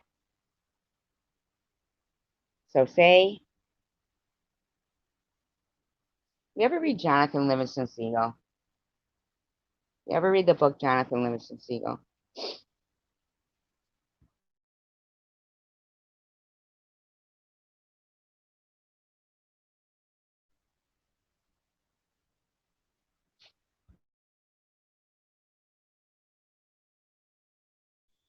I always think like maybe some people, right? Maybe all people. What does that mean? Can I text? I don't know what that means. Like, let's just say, I don't know if you've ever read the book Jonathan Livingston Seagull. Um, I'll give you a quick synopsis. Uh, it's about a seagull that wants to fly higher and faster and better than any seagull has ever flown. And most seagulls, they're known to just, be scavengers, and gave me a hug 2 days before he did it. He knew he was going to do it. But I bet you value that hug so much. Hi, Wandosus. I bet you think about that hug and you're so damn grateful for that hug, right? What a blessing. What a blessing, right? I mean, always look for that pearl in an oyster. And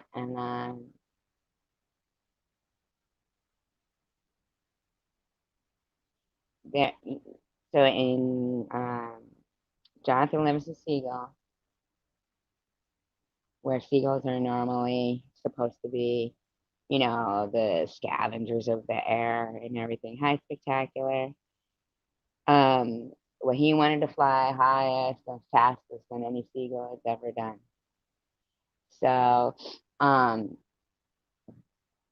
he kept trying, working on it, and he'd fail, he'd fall, while all the other seagulls were scavenging. And finally one day, he does it. He does this thing. I mean, wow, so impressive. Finally, he gets it right. He thinks all the other seagulls are going to be like, wow, that was impressive, Jonathan. But they weren't. They kicked him out. They made him go live in exile by himself because he was trying to be different and to be not the same as all the other seagulls. And they were like, why are you doing that? You need to go be by yourself. So he did. He lived by himself for many, many, many years. And he kept trying to perfect his flying and being the best he could be. And then one day he's flying. Now he's an old seagull by this time. He'd been there so long, but he sure could fly great. But he notices two seagulls that are flying next to him. And their wings are brilliantly white. And they're flying just the same way he is, as high as he is. And he's like shocked because, no other seagulls have ever been like right next to him, flying like that. Hi, Ria. Nice to have you here. Yeah, didn't that the melted though, right? Something flew too close to the sun, Icarus, something like that. I can't remember something like that. Flew too close to the sun, something like that. Rhiannon, Rhiannon. And during when I was 16, but my life and my mom and dad's life has been, has ever been, never, has ever been, life has ever been destroyed or never been destroyed. Has ever been destroyed.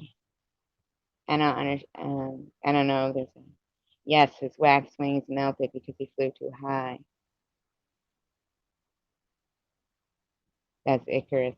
This is Jonathan Livingston Seagull. And he realized that these other seagulls were flying just as high as he was, which was very uncommon.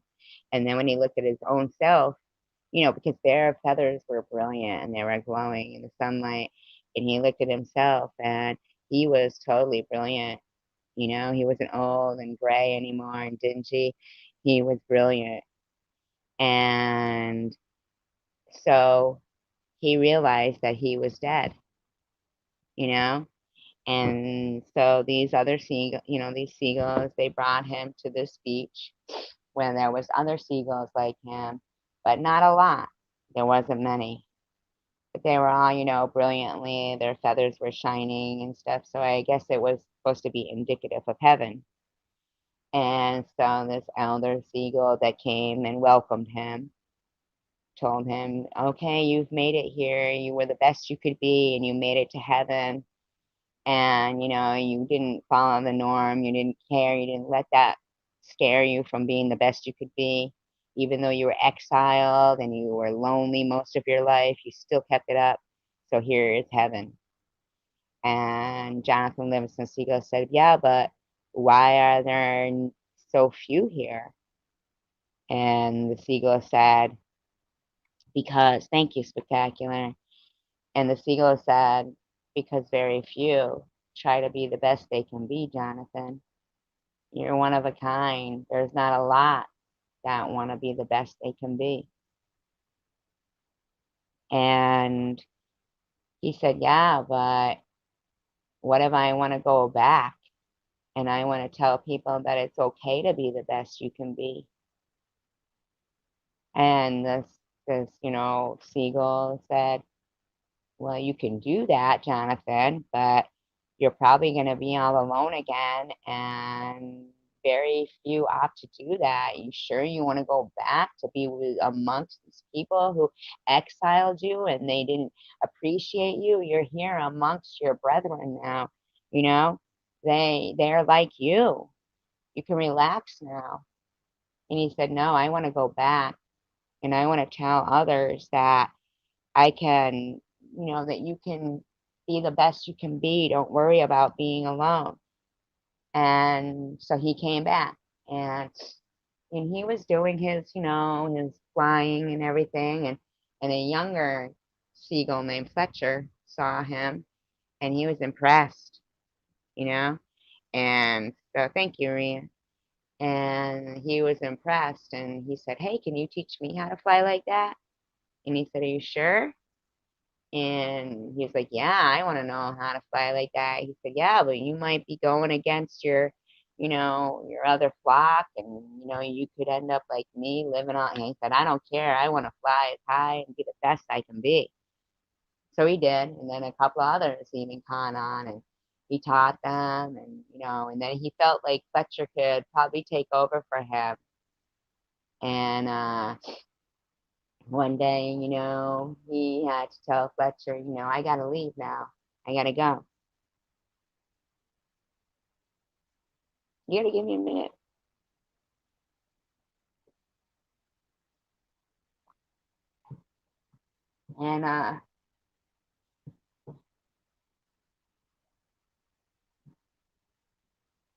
And so Fletcher said, "Yeah, but what am I gonna do without you, Jonathan? I need you." And he said, "Just keep doing what you're doing. Keep being the best you can be. And someday you'll be on that same beach with me, and I'll see you again. Just keep doing what you're doing." And then he disappeared.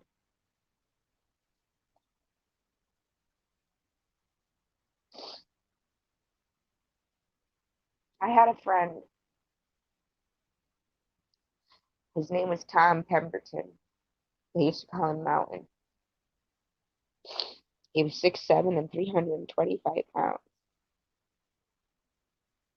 He was awesome. He was the epitome of the word friend. And we would talk about things a lot. Oh, thank you, darling. Hi, greedy kitty. Oh, please, Brian, don't be sorry at all. I appreciate you. I really do. I appreciate you sharing. It means the world to me. It really does. 'Cause that's what it's all about, right? I mean, who wants to like have nobody to share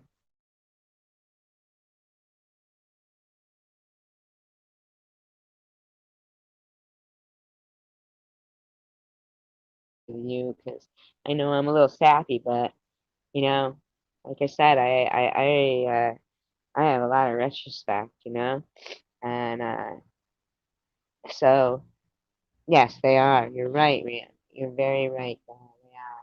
They are cleansing for the soul. Uh, and they're not always sad tears. They're happy tears. People can I lost my sister too. I was 16 years old when my sister died. And I'm telling you, I wouldn't trade those 16 years for anything. If somebody said, "Hey, if your sister could live till 90, but not be your sister," if somebody said that to both of us, I bet you we would both choose for it to be exactly the way it was. You know? Thank you, Mom. You know? Because I feel like we were a gift in each other's lives, and my God, I wouldn't trade anything in the world to not have had her as my sister. Because nothing can erase those memories of her. To live in hearts we leave behind is never to die. We give eternal life. We have the ability to give people eternal life by talking about them, and recollecting, fondly or not fondly. Not that it's not fondly, but it might seem a little sad, but we have the ability to give people eternal life. Not just God, we do. And we have the ability to be the type of person that people want to recollect fondly. You know, just be kind. Be make a difference in someone's day. Somebody who's going around and they're so fucking sad and nobody says one goddamn kind word to them. Say something nice.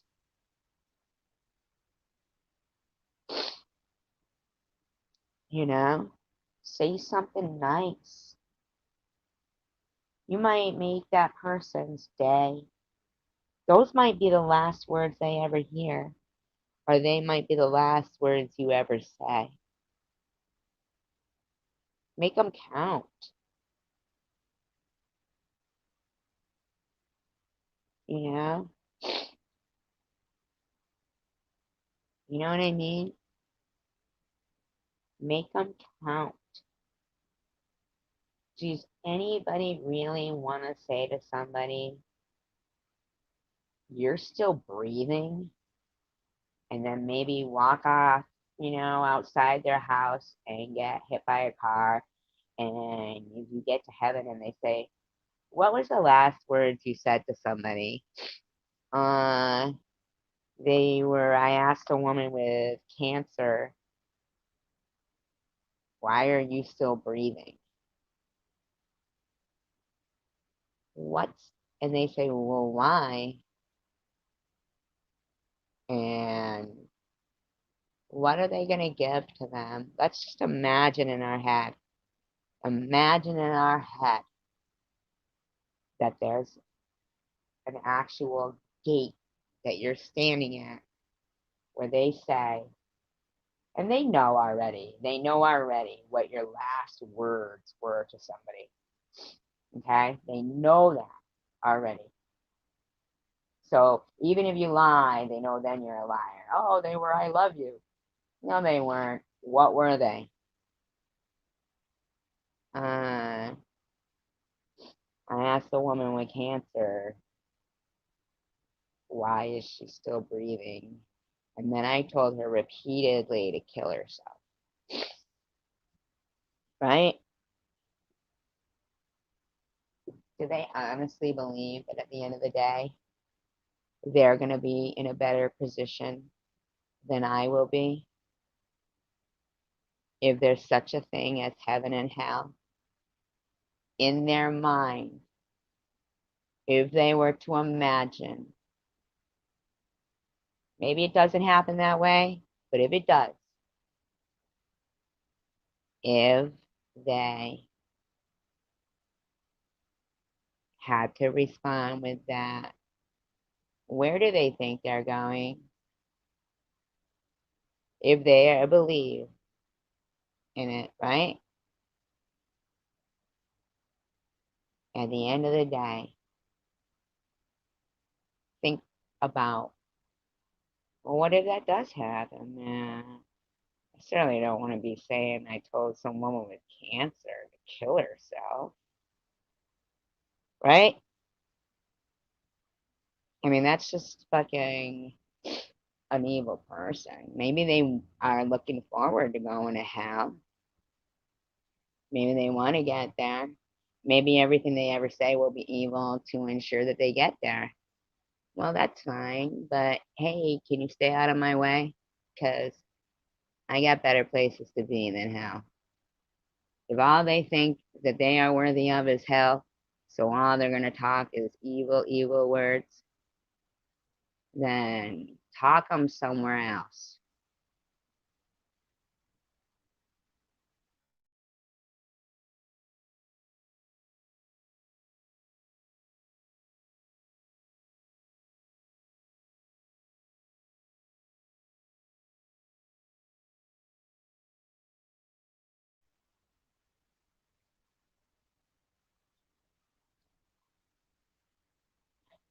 I like to think that heaven is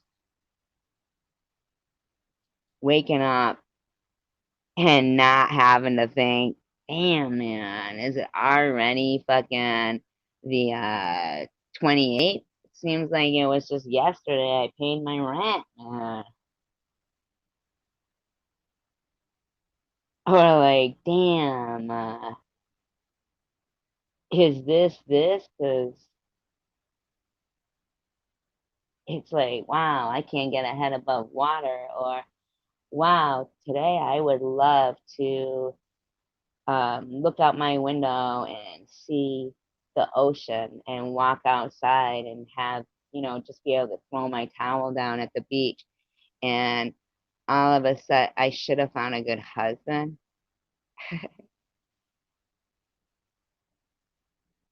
I should have found a good husband. Here's what I think about that. That's awesome, Ben. Heaven is where my dog is. That's awesome. Someone that is uncaring is not understanding. I guess the person is just not good for what they see. Oh, especially on TV. That's funny. He would be paying the rent. You could have been saving and investing. That's so silly. He would have been paying the rent. Well, okay, but what if he left? Then who's paying the rent? But I don't see you talking about love anywhere there, spectacular. So your thought of a good husband or a good relationship has nothing to do with love. It's monetary. Is that what you mean? It's monetary? Like you didn't even mention anything in love. You think that a good husband is somebody who could pay the rent? Well, then I'd make a good husband. Damn, man. That's so silly, spectacular. How come you didn't find a good wife? Or how come you weren't a good husband? Right?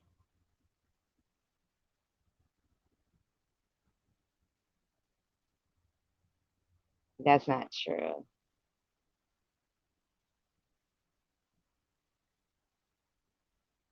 And just live in love one day at a time. The heartache will never go away. Love your child, love your job, love mom and dad, love is strength. Absolutely. Absolutely, Brian. Yes, because at the end of the day,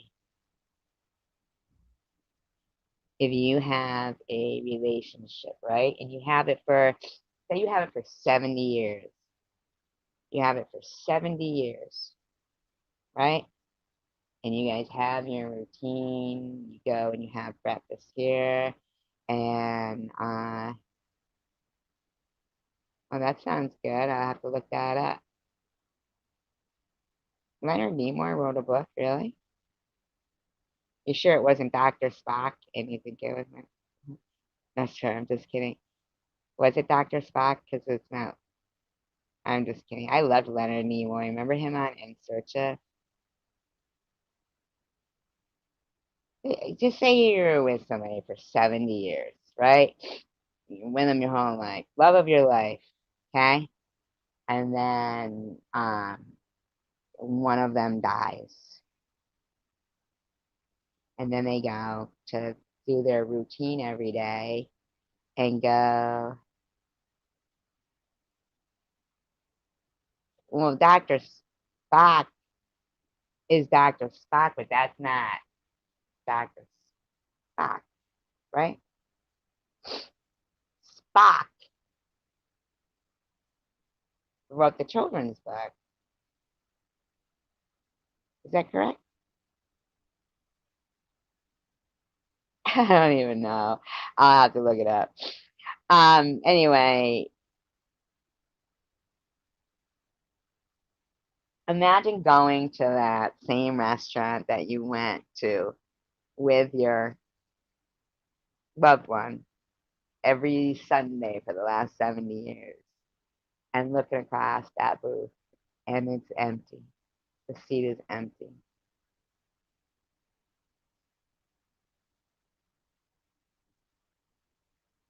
To say it wasn't too loud and her father said that the woman said. What are you talking about, spectacular? Did I miss something? I have recurring dreams that I'm staying in a drafty, dumpy apartment and motel.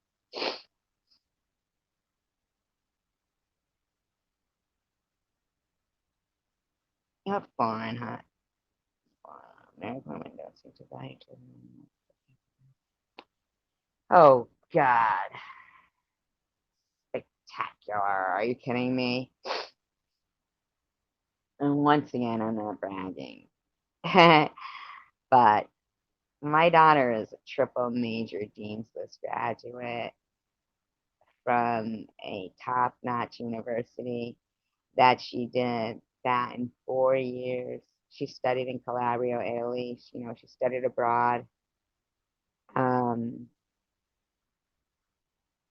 I value my child, and I value cats and dogs because you know what? My heart doesn't have boundaries. It grows and it can grow and it can grow because I value a lot. But she should have mom and dad together. Not if we didn't like each other, but she did have mom and dad. I mean, she spent time with her father. She spent time with me.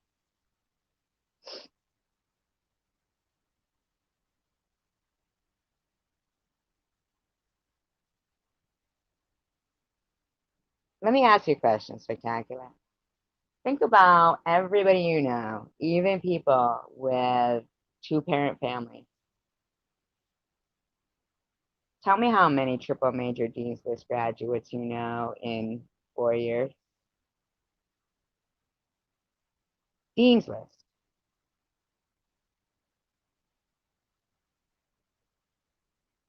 Think about everybody you know, even the two-parent families, the doctors' families, all of them. Tell me how many you know.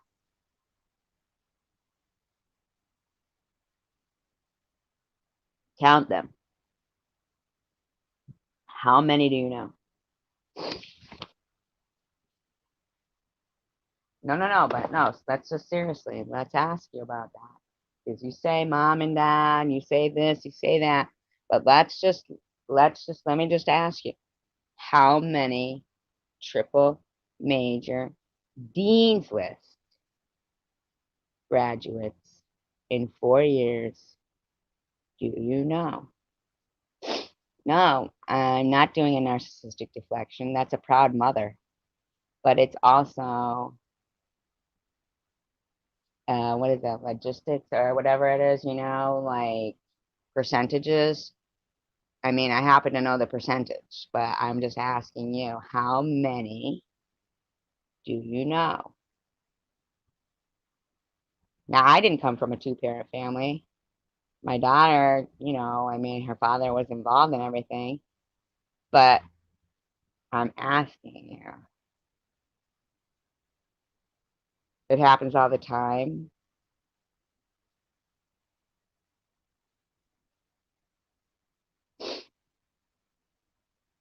Thank you.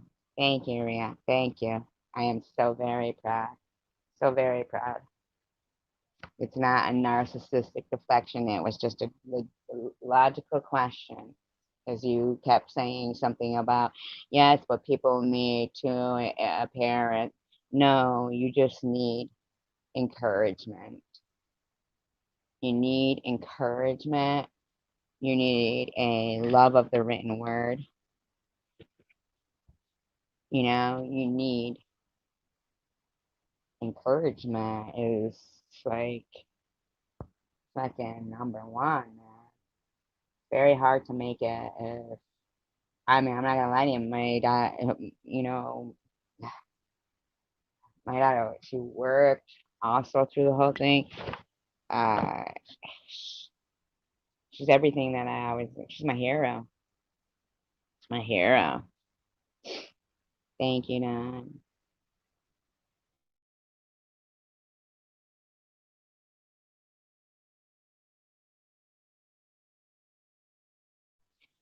Do you know how important the library is? The library, so important. Like always, always support your local library. Support your local library. You're leaving, Rhea? What happened? Did I do something wrong?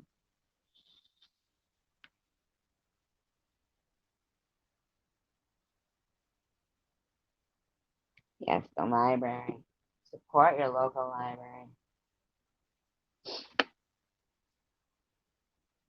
But I hope the library hasn't been book burning. I can't imagine the library would burn books. I can't imagine any librarian would burn a book. I mean, people don't go into college to become a librarian.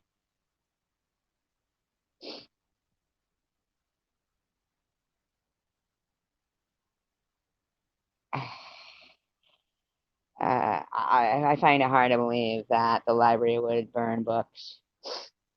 There's no possible fucking way any librarian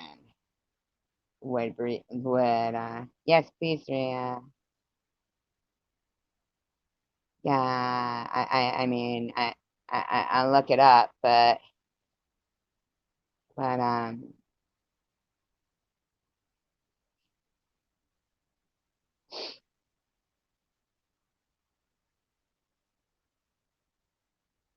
recently, you're saying, or are you talking about? I mean, I'm not. I think that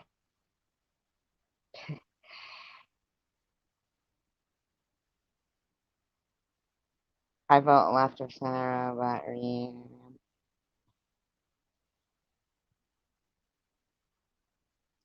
You should read something more heartfelt, like The Art of Racing in the Rain. I love the written word. I really do. I have such a respect for the written word.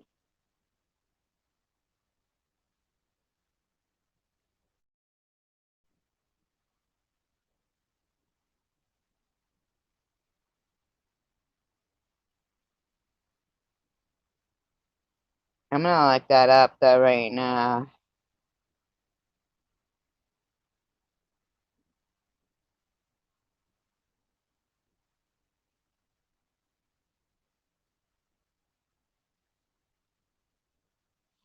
Chattanooga Library, a former Chattanooga Public Library employee, was fired after removing weeded library books by conservative authors. And early a video of the books being burned was posted, and the account has been taken down.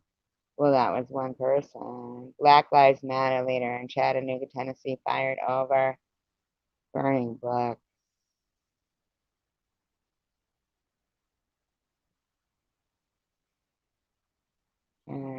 Books burned. By I might have to go out and come back in. I don't even know if you guys can still hear me. Yeah, it's gonna make me go out and come back in. That sucks.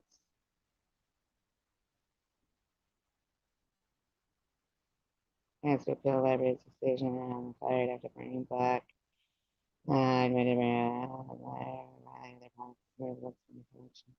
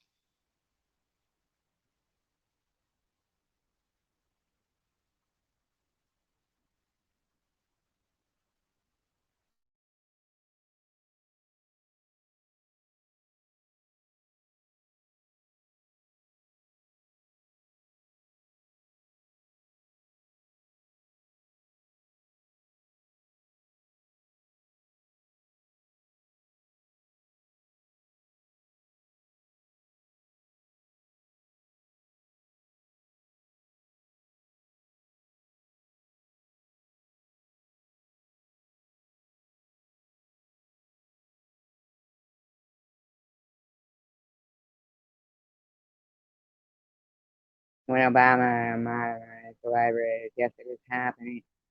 When Obama modernized the library, let's see if that it's your pick on this conversation. Yes, it absolutely is. I have videos on my channel.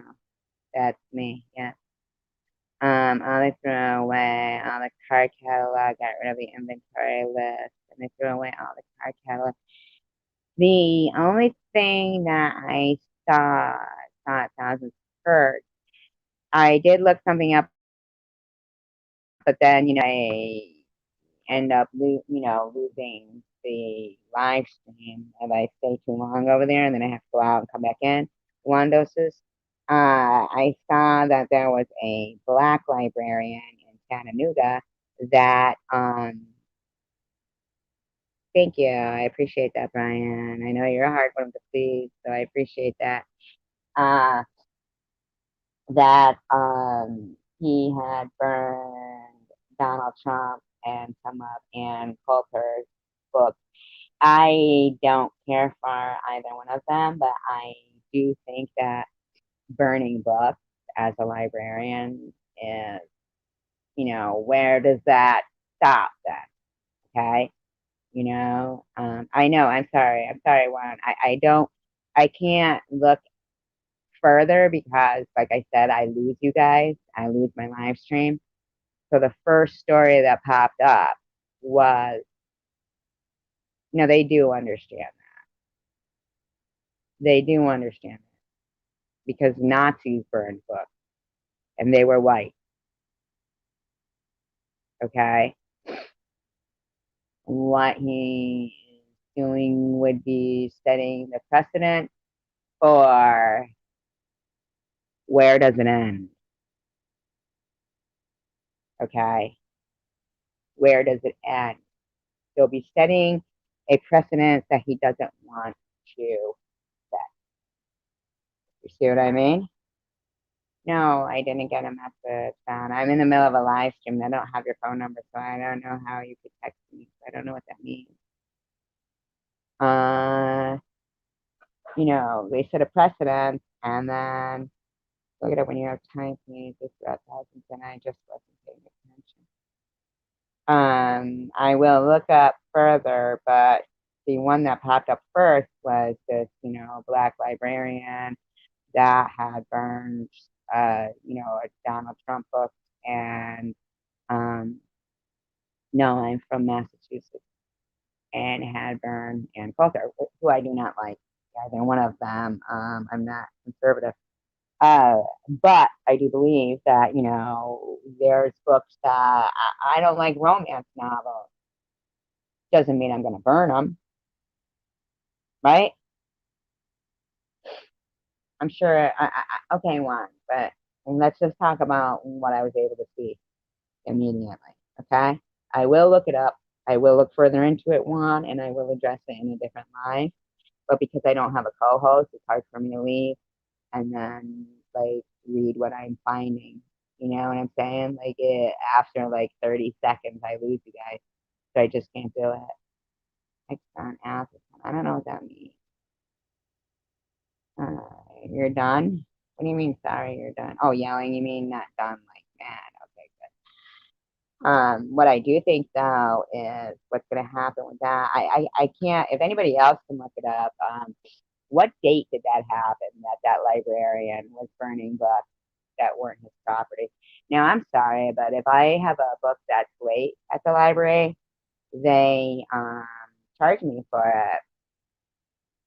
Are they charging him for that?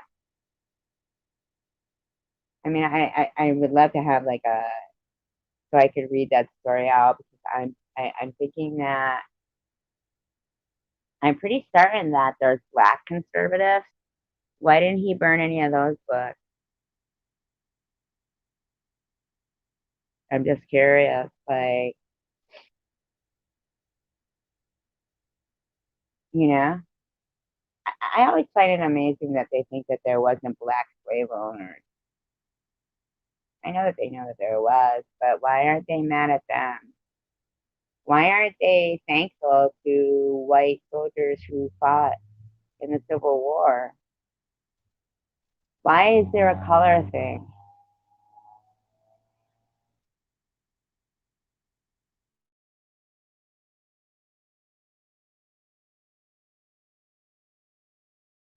And I'm not a prejudiced person. You are a great co-host, then. You know? I mean, why are they talking color? Why can't somebody say, hey, um, it happens to every color?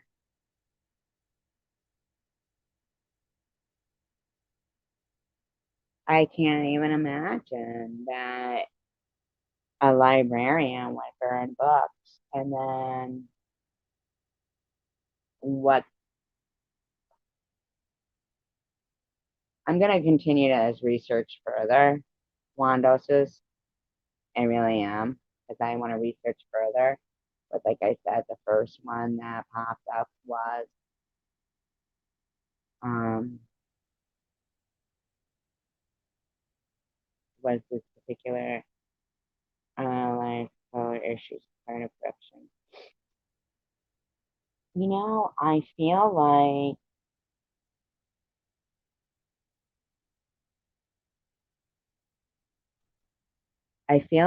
it's really, oh, okay, you're gonna go mow your grass now while it's raining. Yeah, lies are corrupt. I'm gonna tell you that when I grew up on welfare when I was a little kid, and I remember this black lady who was my mother's, like whatever, she worked for welfare or something, and she gave my mother a very hard time. My mother was the type of person who would like, pick up furniture that people had thrown out and she would reupholster it and stuff and sell it. And, she was very resourceful. Um, the reason why on welfare is because my father, who was very rich, multimillionaire, but he was married. I'm a product of his infidelity. There's no laws for illegitimate children in the state of Massachusetts. No laws for illegitimate children in the state of Massachusetts. Oh, okay, good. There's no laws for illegitimate children in the state of Massachusetts. So even though this guy was, you know, well off, he never had to acknowledge me as his daughter. And because he had the money to pay for the best top notch attorney, as long as he never called me his daughter and never signed a birth certificate, he never had to pay anything. And I find that ridiculous. I really do.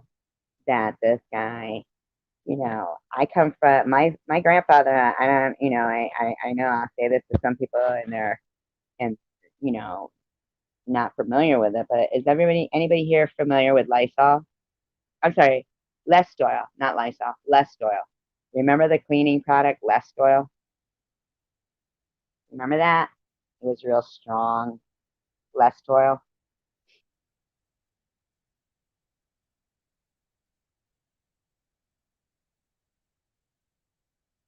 Oh, don't cry. You do, yeah. Um, my grandfather invented that. My great grandfather invented Less Oil. Grandfather, maybe. Grandfather, great grandfather, whatever it was, he invented Less Oil. My father said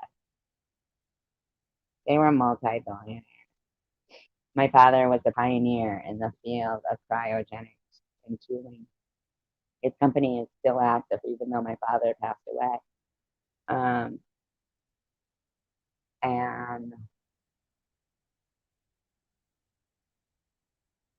yeah, but here's the thing: I grew up on welfare.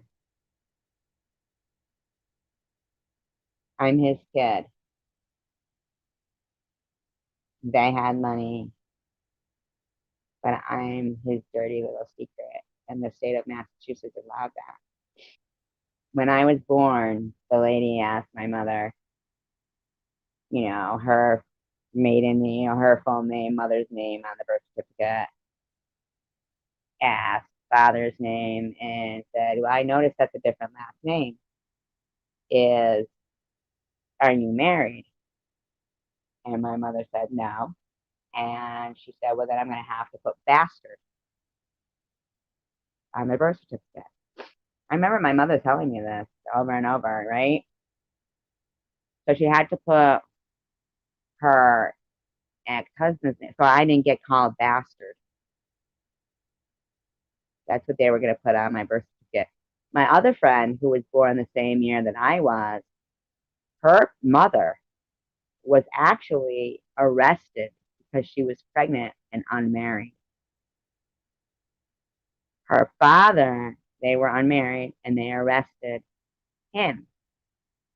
Now, it was either that the mother was going to end up having to go to a home for unwed mothers. It was in the newspaper. Dirty little secret. You're funny. Um, it was in the newspaper. She was put in the newspaper as, now she was 21 years old, but she was put in the newspaper as a spoiled child. Not spoiled, but she was spoiled. Like she no longer was good. She was spoiled. Not spoiled, spoiled. Right? And they were going to force her to give the baby up for adoption. And they were going to, both of them. And if they didn't get married. Now that is the definition of a shotgun wedding. Right there. Your kid gets taken away and you both go to jail or you get married. And they got married. They weren't in love. Do you know that birth control was only provided to married couples? And that's, yep.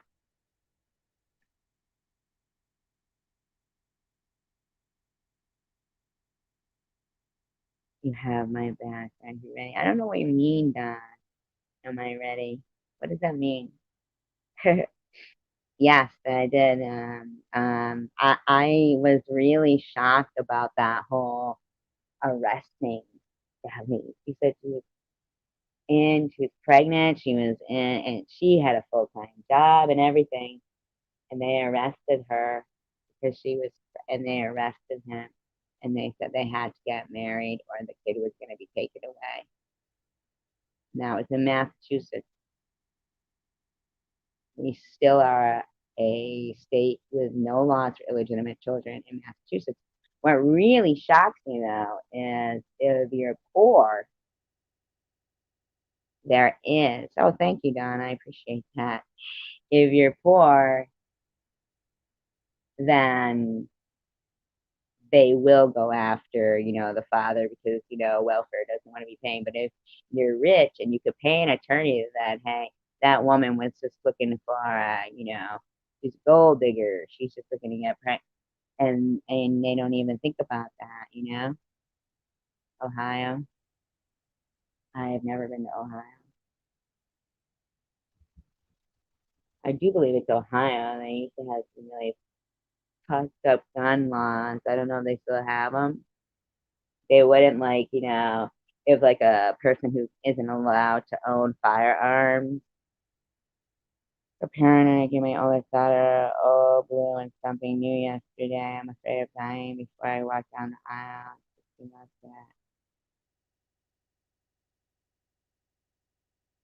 Are you afraid of that? Oh, any day, nobody is guaranteed. Nobody's, tomorrow isn't guaranteed. And that is why I really, really think we should we'd all be better people if we actually lived our lives thinking that perhaps there is a heaven and that perhaps there is, you know, Um, People that we've lost in the past that really miss us and they hope to see us someday. And then they can see us and they see our decisions that we make. When they see us make a bad decision, they probably must be like, oh no, come on, please, please be better than that, you know? To go back to that Jonathan Livingston Seagull, uh, I just wanted to say that, my friend, Mountain, who Pat, we used to have many, many talks about life and death and lots of things. He was the epitome of the word friend. Let me just tell you that epitome of the word friend. Seriously, if he knew you couldn't do something, but something was going on that weekend, but he knew you couldn't go, right? He knew you couldn't go. He still would call and ask. He knew you couldn't go, but he still would ask. If he didn't make that decision for you, he knew that, just being asked means the world to some people. Just being included and thought of meant the world to some people. I remember I lived far away, when my daughter was born, and one day I'm looking out, the window, and here's here he is walking on my driveway. And I said, "What are you doing here?" And he goes, "Oh, I was driving by and I didn't want you to get mad that I was driving by and didn't stop." I said, "How would I know that you were driving by and didn't stop?" Here's the kicker. He would know. He would know. And now, Brian, let me just ask you a question. When you're doing that and you're giving your kids stuff, let me just ask you this. You saying that your brother gave you a hug 2 days before he did what he did, do you think that sometimes it might alarm your children that you're doing things and they might think that any day dad could do something because he's been giving us things?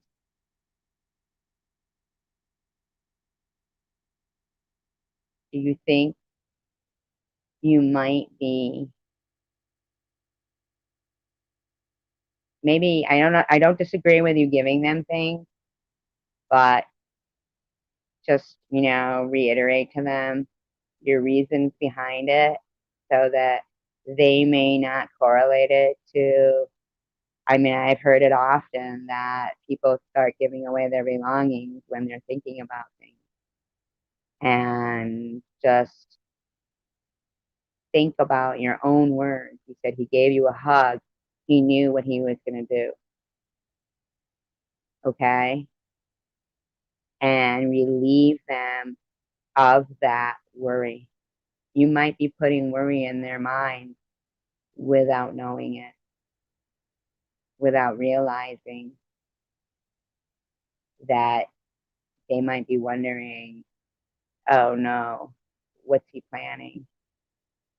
So where you're finding comfort in, okay, I'm just doing this so I can have these tied up just in case anything happens. On the flip side, you might be putting some unnecessary stress on them and you may need to tell them your reasons behind it. I'm saying that to you just as a friend because you said he gave me a hug. He knew he was going to do it. And you might have said that previously to your children and, you know, not, not realizing that you may have put into their mind that people will do things knowing they're going to, take some kind of an action.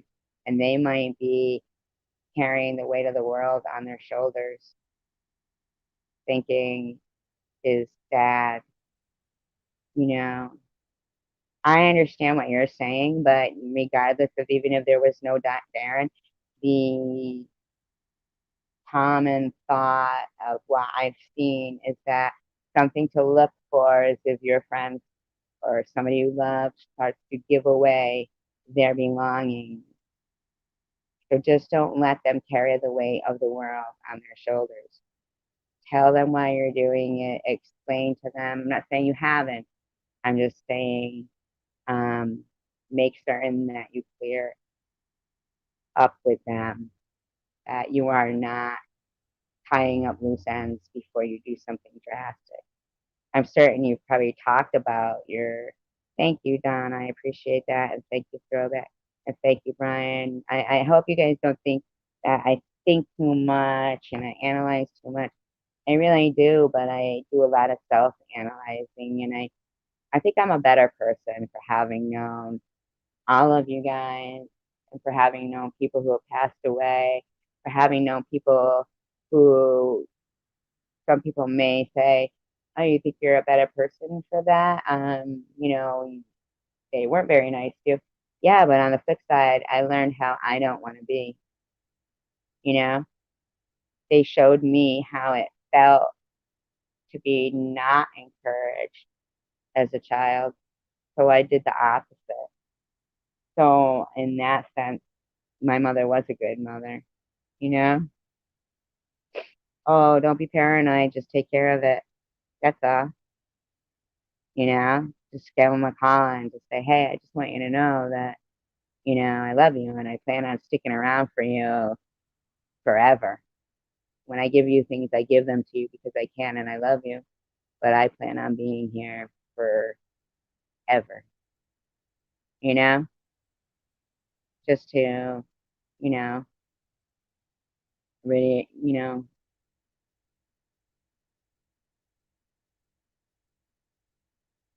just always say something that you can just be the best person you can be. Even I mean, before my sister passed away, we had a conversation.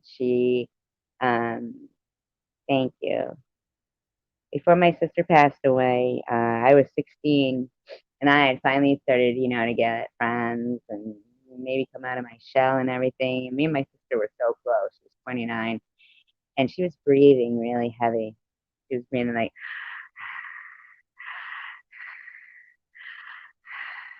before she passed away.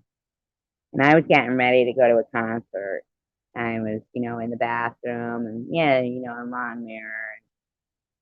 And I'm standing there in the mirror, getting ready to go to a concert. And then my sister came in and she was standing next to me and she was breathing like that, like, and I said, God, I don't know what's wrong with you. You sound like Darth Vader. And she started crying and she said, I don't know. I don't know what's wrong with me. And she said, how come you don't love me anymore? I didn't know she felt like that. I just knew that I was, growing up and getting friends and going out more and stuff. And I didn't know she thought I didn't love her though. And I said, why would you say that? And she said, because you never want to spend any time with me anymore. And I said, I'm sorry you feel that way. It's just that, I'm growing up and I've met other friends, I've met friends and, uh, but I'm sorry you feel that way. And I do love you. I love you very, very much. And I promise you we'll do something together real soon, and I hugged her. I said, I love you. Well, she died that night. But I feel so grateful that she didn't die thinking that I don't love her anymore. You know? I mean, it sucks that she died. Oh my God, to know that she almost died thinking that I didn't love her is so I'm thankful for that conversation. And there's a pearl in any oyster. If you just take the time to try to pry it open and find it. Some of the best gifts are wrapped in the ugliest paper.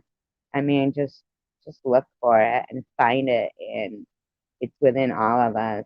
see beauty and talk about it and embrace the people that are there to say kind things to you and want your life to be better and want you to feel better and want you to think about things differently and want to make a difference. They're out there. They're there. Thank you, Throwback.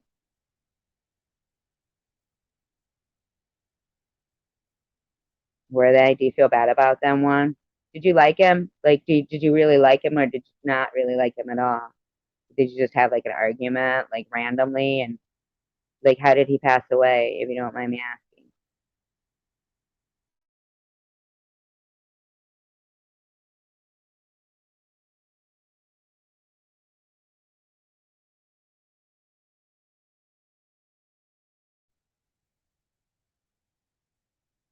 I remember I looked for a, uh, thank you, Don. I looked for a, you're awesome too. Thank you. I'm glad you came to my channel. You're very nice. And Throwback and Juan and Rhea and really, and Ben. You see Ben is here, right? I'm telling you, Ben's been with me since my first live stream. Exactly. Juan, do you feel bad about, like, well, you must because you brought it up, right?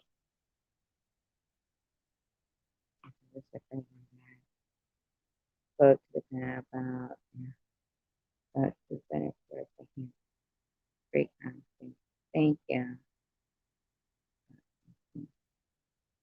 What do you mean you can't talk to normal people? We're normal people. We're normal people. We're normal people. Normal people have emotions. When people say, oh, they're too much drama, they need to be more thick-skinned. I feel like, I'm very thick-skinned. Yeah, I mean, like I would rather die on my feet than live on my knees. But I also have um, good a good moral compass, and I have the ability to take myself out of my own shoes and put myself in someone else's and think about, um, you're very welcome, thank you, and think about, what, how it's going to affect somebody. I didn't always, like I said, I grow every day. I try to be, uh, I'm a better person for having known. I'm a better person for having my sister in my life. Here's something that's ironic. When my sister passed away, we went to England. And when I was in England, my cousin Paul, he was 3 years younger than me. He was the little brother I never had. Loved, loved, loved him to pieces. Loved him, loved him.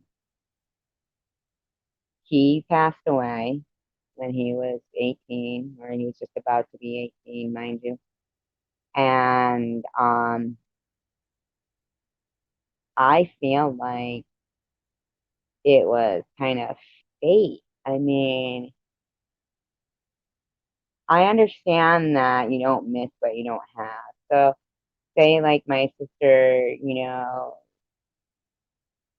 didn't pass away and we didn't go to England and I didn't get that time with Paul, but I'm a better person for that time with Paul. I give him eternal life. I give my mom and dad were looked at like criminals.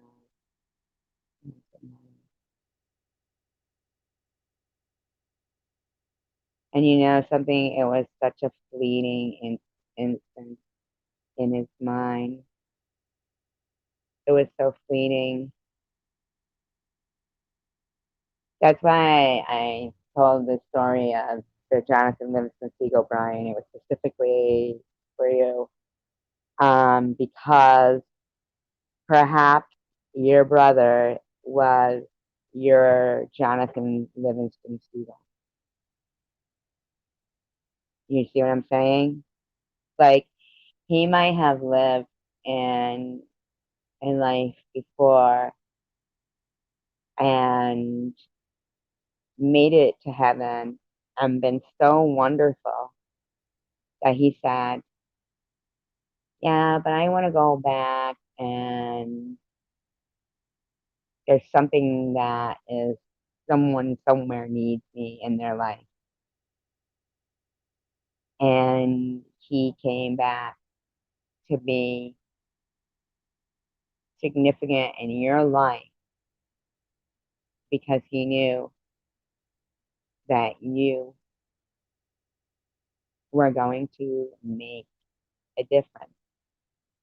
You were going to remember him for, maybe he didn't like you, but no, you know, maybe he just didn't, maybe he had something left. Maybe there was, like, you know, when they used to show the starving kids in Ethiopia, okay, or wherever, and they would show the starving kids. And people would say, if there's a God, then why would he let those kids be starving? Okay. I always thought maybe those kids don't know they're starving. Maybe they're already in heaven. They're already angels. Their destiny is already done. Okay. They're here now to help that one person who's sitting there saying, God, I've never done anything good in my life, blah. And then they see that starving child, they start donating, they become a different person altogether. Now, that child probably passed away from, not eating, starvation, whatever happened to the child that was staring up at us through that commercial. Okay? God already had them in his hand. They were here as an angel on earth to affect, even if it was just one person,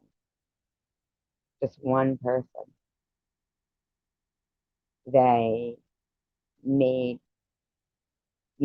somebody else better.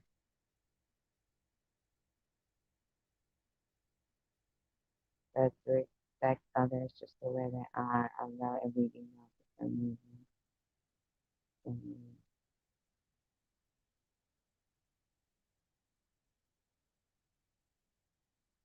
I think that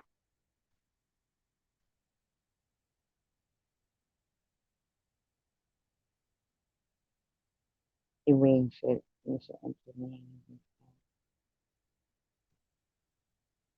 I think so too, but sometimes you just don't know. Like, how would somebody giving them a hug make them know that something was going on? And at 19 now, where you were doing, your life and everything, and um, I think always that it is a fleeting moment, that for just that amount of time, that fleeting moment, they thought there was no end, there's no light at the end of the tunnel.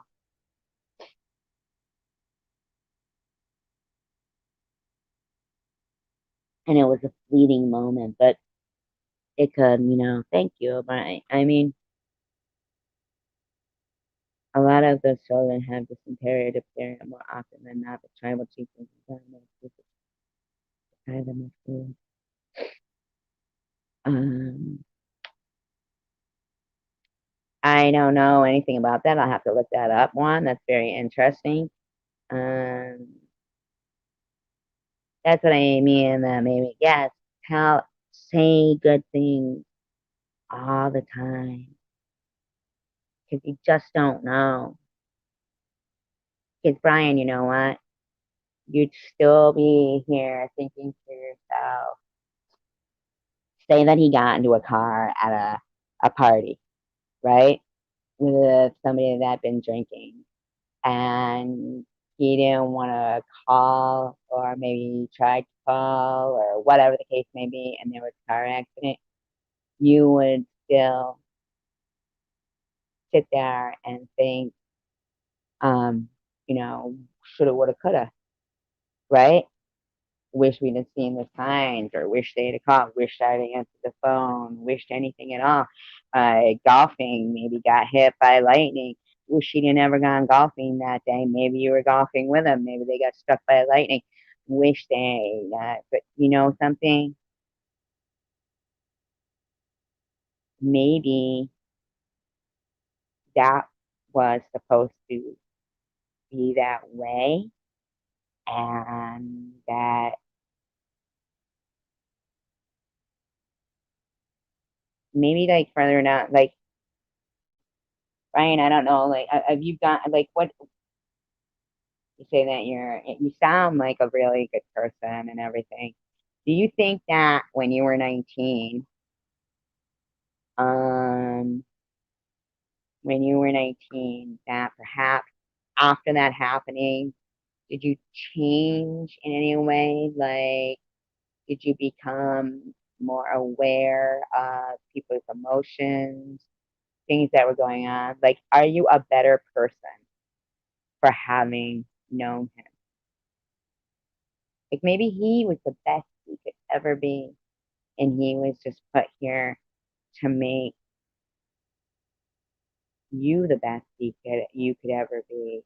Like an angel here on earth. Like remember that movie with Jimmy Stewart, What a Wonderful Life?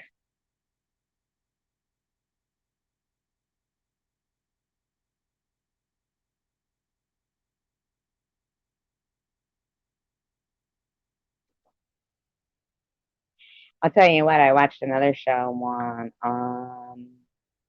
where they were saying, how like a lot of the people they'll have like, the flies flying around, that actually is caused because of the sewage and that the your eyelashes will actually repel the smell, right? So their eyelashes turn in and they scratch their eyes, creating infections. And the flies are due to the infections. So a lot of them will actually they'll have their eyelashes all pulled out and stuff because it's due to the sewage and their plumbing. They don't have plumbing. They're taking a crap here or there. You know, here's the thing. We've got this librarian here that you got to go to college to be a librarian, right? And they're burning books. Where I think that on the flip side, those kids over there that are growing up over in Africa would love to even be able to just read a book,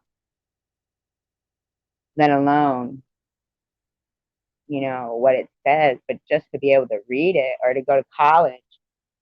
And this guy's burning a book. He's a librarian who's supposed to love the written word, and he burned a book. If that was a white librarian, yes, this librarian got fired, but now it's this whole big thing about, it's a black librarian and they were conservative and blah, blah, blah. And I'm just appalled that a librarian disrespected the written word. The written word. How could any librarian? Do you think that, like, I mean, like, how could anybody who has paid school loans to become a librarian So yeah, but these words are blah, and you won't talk to them. I'm a better person, but damn, went through hell taking care of my mom and dad. They're still angry. I recognize them. They are. They're angry about him killing himself. God, I can imagine. My best friend, her son killed himself. Um, on Christmas on Christmas Day, he shot himself in the head. He was 24. And man, I still get angry about it. And angry. I get angry at myself even like thinking to myself, oh, why didn't I just even like give him a call? I was by myself. Why didn't I give him a call, see how he was doing? But you just don't expect anything like that. You don't. And even when you're a kid and you're talking about, oh, we're going to have kids and this is going to happen and this is going to happen, that's never part of the plan. You never say decisions I make, they're trying to be normal but incapable.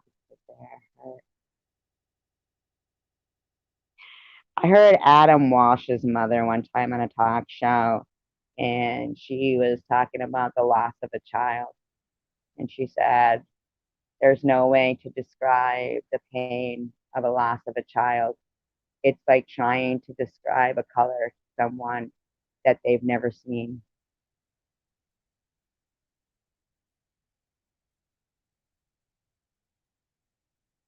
You know, I could never in a million years.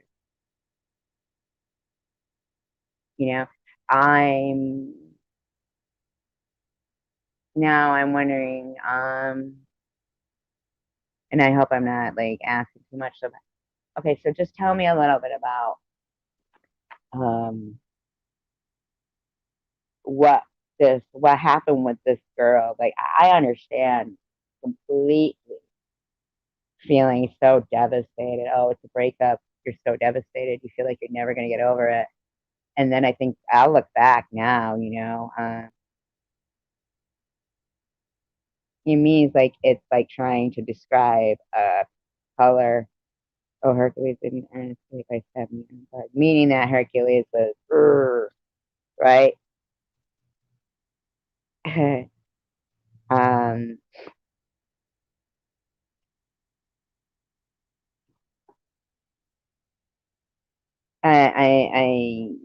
and I always think to myself that I wish those people could like see a year ahead and think about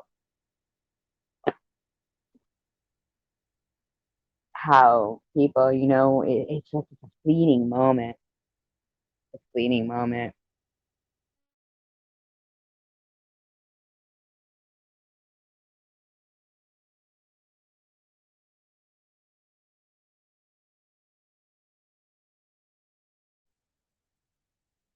I remember seeing a movie called oh my god, it was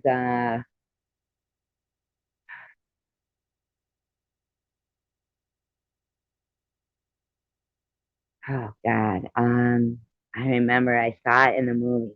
I saw it in the movie theater, Beyond and Back. And you can actually watch it on YouTube. And believe you can actually watch it on YouTube. I was a little kid, and I went to see the movie at the movie theater. It was called Beyond and Back, and which is odd because it was like more like a documentary than um a movie. There wasn't really wasn't like that, but I do remember this, and it stuck with me in my head forever. Stuck with me in my head forever. Perhaps everyone should watch it. I'm sorry. I'm sorry, Juan. I'm getting ready to close it up right now. But I think everybody should maybe watch this because I'll tell you what. I saw it when I was a little kid, maybe extreme, okay, maybe, but call beyond and back. And there was a part in it where this person had killed, killed themselves or tried to kill themselves, right? It was about after death experiences. And they had tried to, kill themselves. And while they were, going through that time, um, I think he meant like Hercules did something with science or something. Not sure. Um, uh, so anyway, so during the time that the person who had attempted suicide was passed away, they went to, they went to hell. Okay. Now I'm not saying because of suicide, but who knows? They might have been a really bad person and done it because, maybe they were trying to get it, to, whatever the person's circumstance was in this movie. What I remember was they had described it as these people had their mouths sewn, their eyes were sewn shut, and they were, going, just like it was just sheer misery. And as a child, it scared the crap out of me. And so I always think that I think that people who are young, they really honest. And here's another thing, you said it was 32 years ago, but nowadays, I feel like with social media, man, the kids nowadays must be so hard pressed to not think their future is destroyed when somebody starts cyber, bullying them and writing disgusting stuff about them. They must be so, so despondent.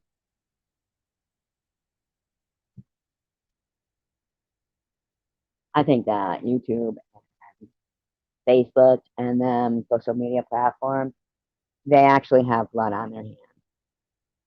They have blood on their hands.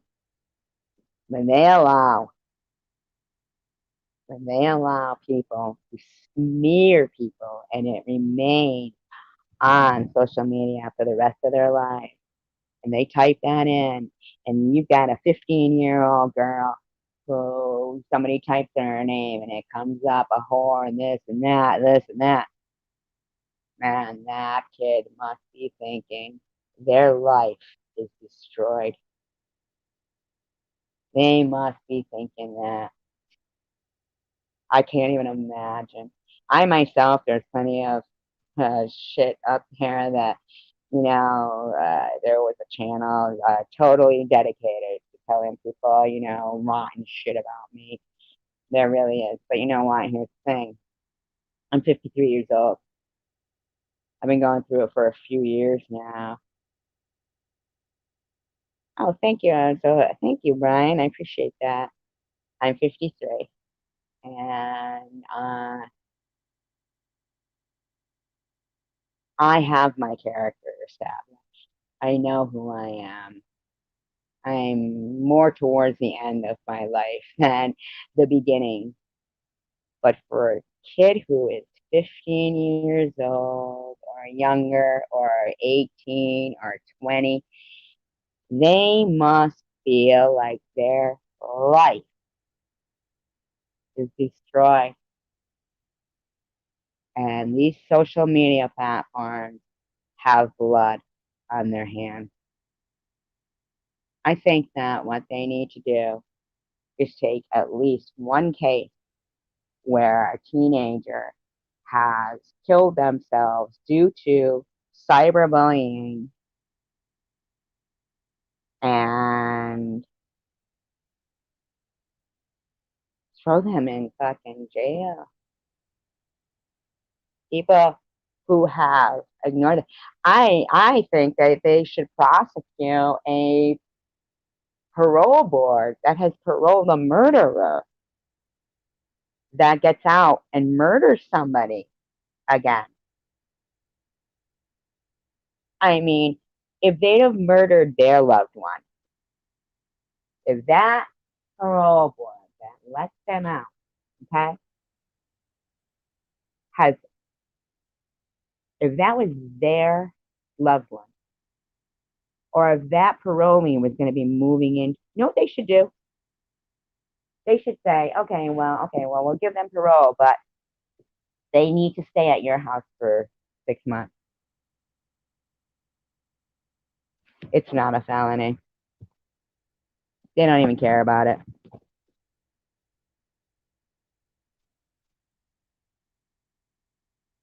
Oh my God, rap music is disgusting. It's so fucking disgusting. I'm sorry, I do support censorship. I really do. When Ted Bundy, make a full circle, when Ted Bundy says society needs to be saved from itself, then we know there is an issue. Because right before he was executed, they did an interview with him, and he said, if you've got someone who is attracted to the thought of killing and slashing and doing this and doing that, what is on cable TV now is giving them how to do it. It's, you know, you're going to have a 100 Ted Bundys running around out there because, no matter what, here we have the ability to be able to track murderers and killers and stuff. And yet we still have incidences where people, report their loved ones missing and the police just go, they ran away. You say, no, they're not, they're not, that's not their character. They don't run away. They called. They said they were on their way home. Yeah, but, okay, well, they're 24. It's not a crime to go, to go missing as an adult. Maybe they just want some time away. Well, I don't really get it because you have shows saying the first 48 hours is, um, you know, crucial. The first 48 hours is crucial. But that first 48 hours, you're sitting there trying to convince these people, no, they didn't run away. They didn't run away. They called. They said, I'm just getting off the bus now. I'll be there in 10 minutes. They ran away. They ran away. They ran away. And I just, I can't imagine that some of these families, they actually have to try to get up the funds themselves to hire a private investigator to search for their loved ones, because basically it's just so crazy. Yeah, it is a law, throwback. It is a law, but they don't enforce it. Just like when they find, like, a body that they can't identify, they don't think anything about, hey, I got into this field because I want to make certain that I solve every, skeleton that's in front of me, no matter how hard it is. No, no, no, no. It's not like Bones. It's not like those shows you see. It's not like that. They'll cremate that body, that Jane Doe, you know, the John Doe, the Jane Doe. They'll cremate that body. That parent's still sitting there 30 years later. 30 years later, that parent's still sitting there wondering where their loved one went. And they're okay with, we don't know who it is, cremate it. We ain't spending money on figuring out who that is. Cremate it. Jane Doe, Jane Doe, Jane Doe, Jane Doe. Where do they get off labeling everyone's loved one Jane or John Doe? Where do they get off? Seriously. You know, where do they get off letting a parent just, they know that no, their name isn't Jane Doe. They probably have somebody out there. I don't know how to text on now.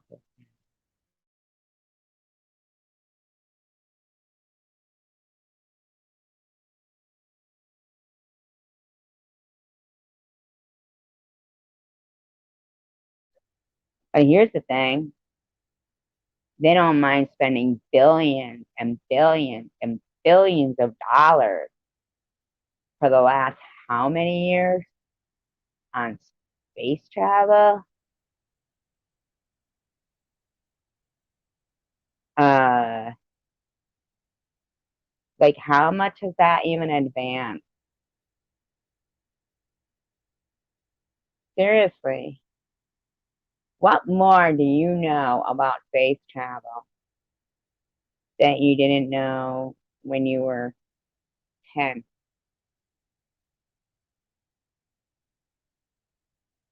Yeah, one though, but they have the resources to keep these fucking space shit up, right? Okay. How much more? I mean, come on, watch these. Look at how much money has been spent on these space programs. Okay, how much more do you know about space than you didn't know when you were 10? And do you honestly think that in your lifetime, or if somebody said to you, hey, you can live here, or you could get on this ship and this space rocket and, go to the moon. I mean, we can't guarantee you're going to live or that there's even ways to live there. But hey, you could do that. Like, I mean, seriously, if you were a parent that had a child that was missing and they were like, yeah, well, we didn't have the resources to identify your kid, but hey, you want to go to the moon? You want to go to the moon? Who wants to go to the fucking moon? I mean, come on. Highly doubt they're spending that money. I mean, they just seriously on that. It is a cold world. It sure is. Make money and fat dead bodies don't. By the way, because Elon Musk is a money. You know what? I'm not gonna lie to you. I don't even know who the fuck Elon Musk is. I had never heard about him until people just keep talking about his name. And I don't even know who the fuck he is. And if he's got that much money, then for what? I want to know what he did. I want to know his background. I want to know why he has that much money. And I want to know why he doesn't understand that $5,000 could keep a family in their fucking home. Like he says, oh, you know what? I don't give a fuck if they're in their home. Let's go to the moon. And I want to know why. Why do people just keep talking about Elon Musk? Who the fuck is he? Who is he? When did he come into play? What does he do? What is he? And who names their kid Elon anyway?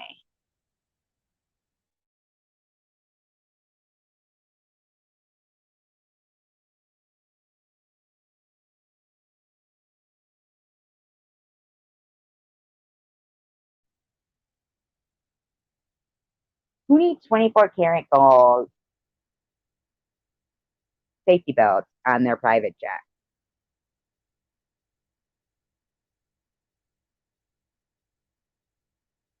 Seriously. For instance, okay, let's say I talk about me.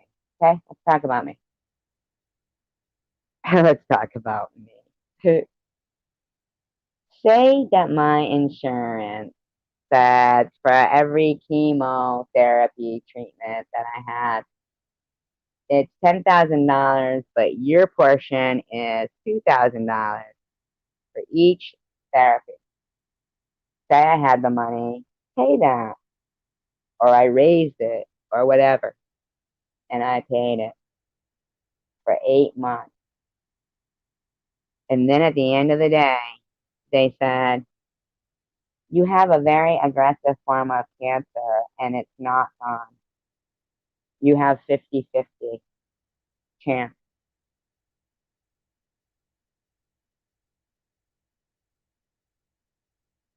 Why the fuck does it cost? You know how many people I have heard of getting chemotherapy and still dying? It doesn't go away. It's still there. It doesn't go away. Yet chemotherapy is so expensive, they can't even mix it up until you're actually sitting in your seat for chemotherapy.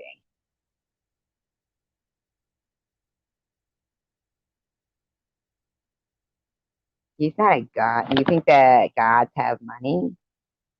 They sort of made money. Being a god is kind of like a human trying to save an ant colony. Oh, I get it. Okay, just because people have wealth doesn't mean power.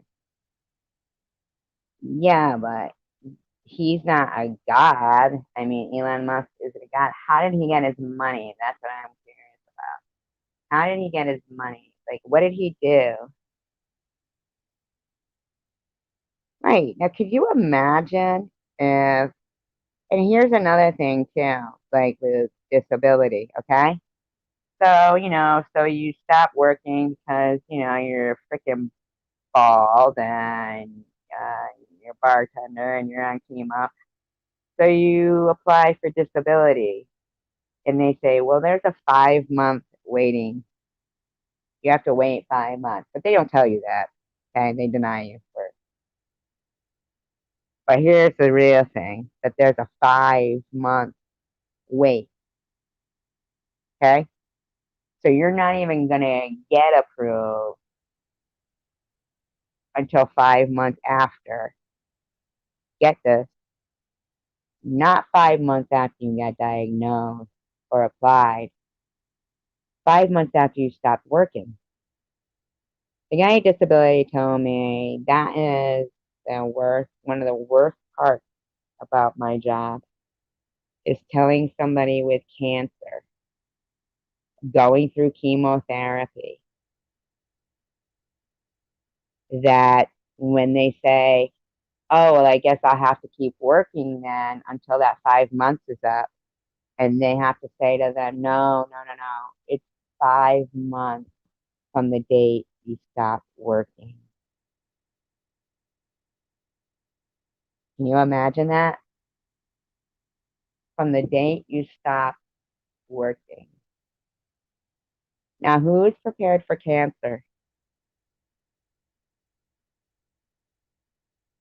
Yeah. Who is prepared for cancer so that they put aside money in case they get cancer? They may have to pay all their own bills before they can get what they've been putting money into their whole working life. Right? Nobody does. And your whole life, your whole working life, that you've been paying taxes and you've been justifying in your mind when they're taking this money out that, oh, well, sometime I may need it and it'll be there, but it's not. They want you to be homeless.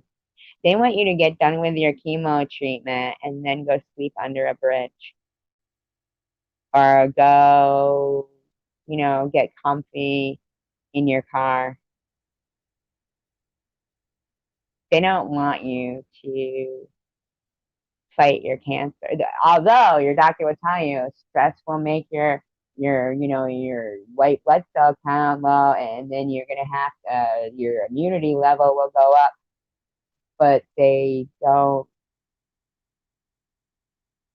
say you worked your whole life since you were 15, you paid your taxes, you've raised a productive citizen in society, you don't have a criminal record, but we don't really give a shit about you because you have cancer, and hey, you want to stop working and not trying to give money to the government anymore. Now you want it back. Well, hopefully in 5 months you'll be dead and you won't get anything, cause or you'll have lost everything anyway, that you won't even have the will to live.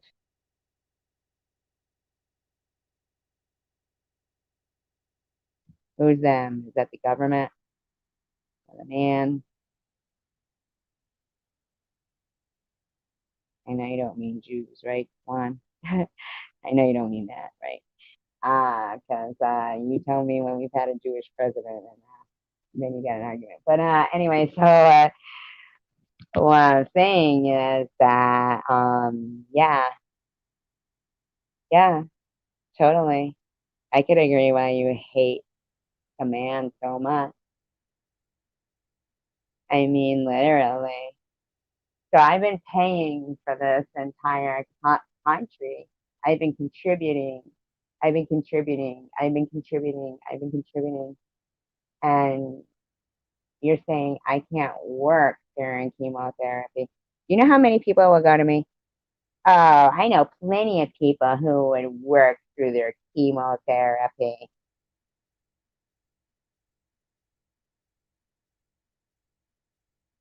I mean, you know why? Because they had to. They couldn't get any help. They couldn't get any help. And they probably thought that, it was like for the best, it was the best thing. They probably thought that if it, how do you think they felt though? Like, seriously, when I got that letter saying, oh no, stage 3 cancer doesn't qualify you for disability. Um, you have to be stage 4 and terminal.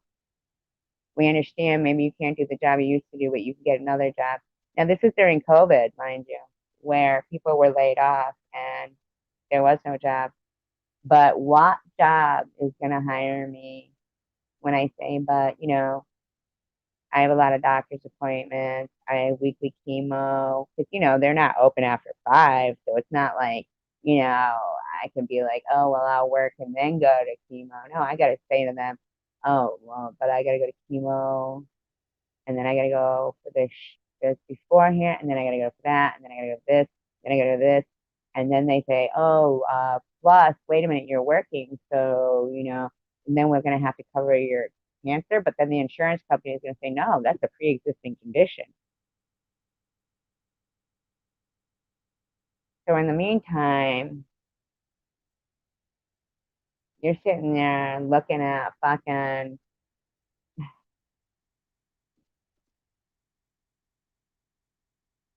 people are fucked now. Now, during this past year, since I was diagnosed with cancer, people have accused me of faking it. Okay. Looking at all those things I've just laid out for you, why would anybody want to fake that? Why would I have woke up one day and said, it would be awesome if my life went in a downward spiral? I think I'm going to do it. I think I'm going to fake it. I really do. I really, really do. Right? What would possess me to do that? Nothing won. So I'm going to end this live stream with this. If anybody goes back and they look at my older videos, and you will see I had never been accused of faking cancer. Nobody had ever said to me, oh my God, you're still breathing, kill yourself. Never. There's one channel though that is, they claim themselves to be an outreach for homeless people and stuff on Jersey with Jewels. That particular channel, the woman who runs it, Jules, she's the one who created the rumor that I had Munchausen syndrome and was faking cancer within weeks of me being diagnosed. Now I had only known her a month. She didn't, we don't, she was new on the scene. There was no reason for it. So I just went, people can know. People can put on a really great facade. I mean, I could sit there and say, oh, I'm a Christian woman and I'm an outreach program. I'm this and that. I'm not. I'm only me. I'm real. I don't lie. And I try to be the friend that I would like to have. Because, at the end of the day, there's only me and me. Right? Sitting here. So, yes, yes, I have it all. And if, for a minute she can keep going on and say that she did not do that. But what she did is exactly that. But in fact, Secular, you knew me before I had cancer, right? Secular, you knew me before I had cancer. Did anybody ever accuse me of any of the things they accuse me of now? Never. Not until I got cancer. And that woman ran a live stream called Munchausen and ambushed me in there as a mod. I was a mod. And said I was running a racket. She was demanding everyone's money back, that I had Munchausen syndrome. She would run live streams called The Lone Survivor. And that woman was on the scene for a month. I'd be really interested in knowing what evil lies she was able to sway people. Jersey with jewels. Not that I recall, right? Exactly. Exactly. Secular. I was very well liked. Never did I have as much problems as I have since I was diagnosed with cancer. And that woman pretended to be my friend. Came in her room, none the wiser. And she said I was running a racket. I had Munchausen syndrome. And she was demanding everyone's money back from my GoFundMe. It went stagnant. People wouldn't touch it. People wouldn't touch it. Wouldn't touch it with a 10-foot pole. They were still sending her donations. She still gets them all the time. And what she does? She buys new clothes, and then she wears them for 6 months, and then she gives them to the women on the street that she goes to see once a month while she sits in her pool and does her live stream. And in the meantime, my character was completely assassinated by some woman, you know? Thank you, Spectacular. I appreciate it. So I just, I'm not a bitter person. I'm not jaded. She could have came in here at all tonight. She's not blocked. She could have came in here. She could have spoken. But what I did get was a comment from her on the Spencer Boston video saying, remove this video, blah, blah, blah. It's not about her. It's about Spencer Boston. She didn't explain what she meant. She didn't explain what she was offended by. She had the opportunity. But every day I told you this, Jules, until you fess up, that to this day you have affected my life. You have made a disease that was horrific in its own right 100% worse than it had to be. I was very alone and ostracized throughout chemotherapy. Every chemotherapy, I was there trying to prove I was actually having chemotherapy because of what you did, Jules. Because of what you did. Jersey with Jules, because of what you did. So, anybody who, you know, comes across or be aware. I love you guys. And thank you so much for listening to me ramble on. It was a wonderful conversation. I appreciate it. I appreciate every minute with you guys. Wow, that was a long line. I didn't expect it at all. Love you guys. Peace, love, and tacos. Anytime, any place, please reach out and I'll be there for you. I'll be there. Bye, guys.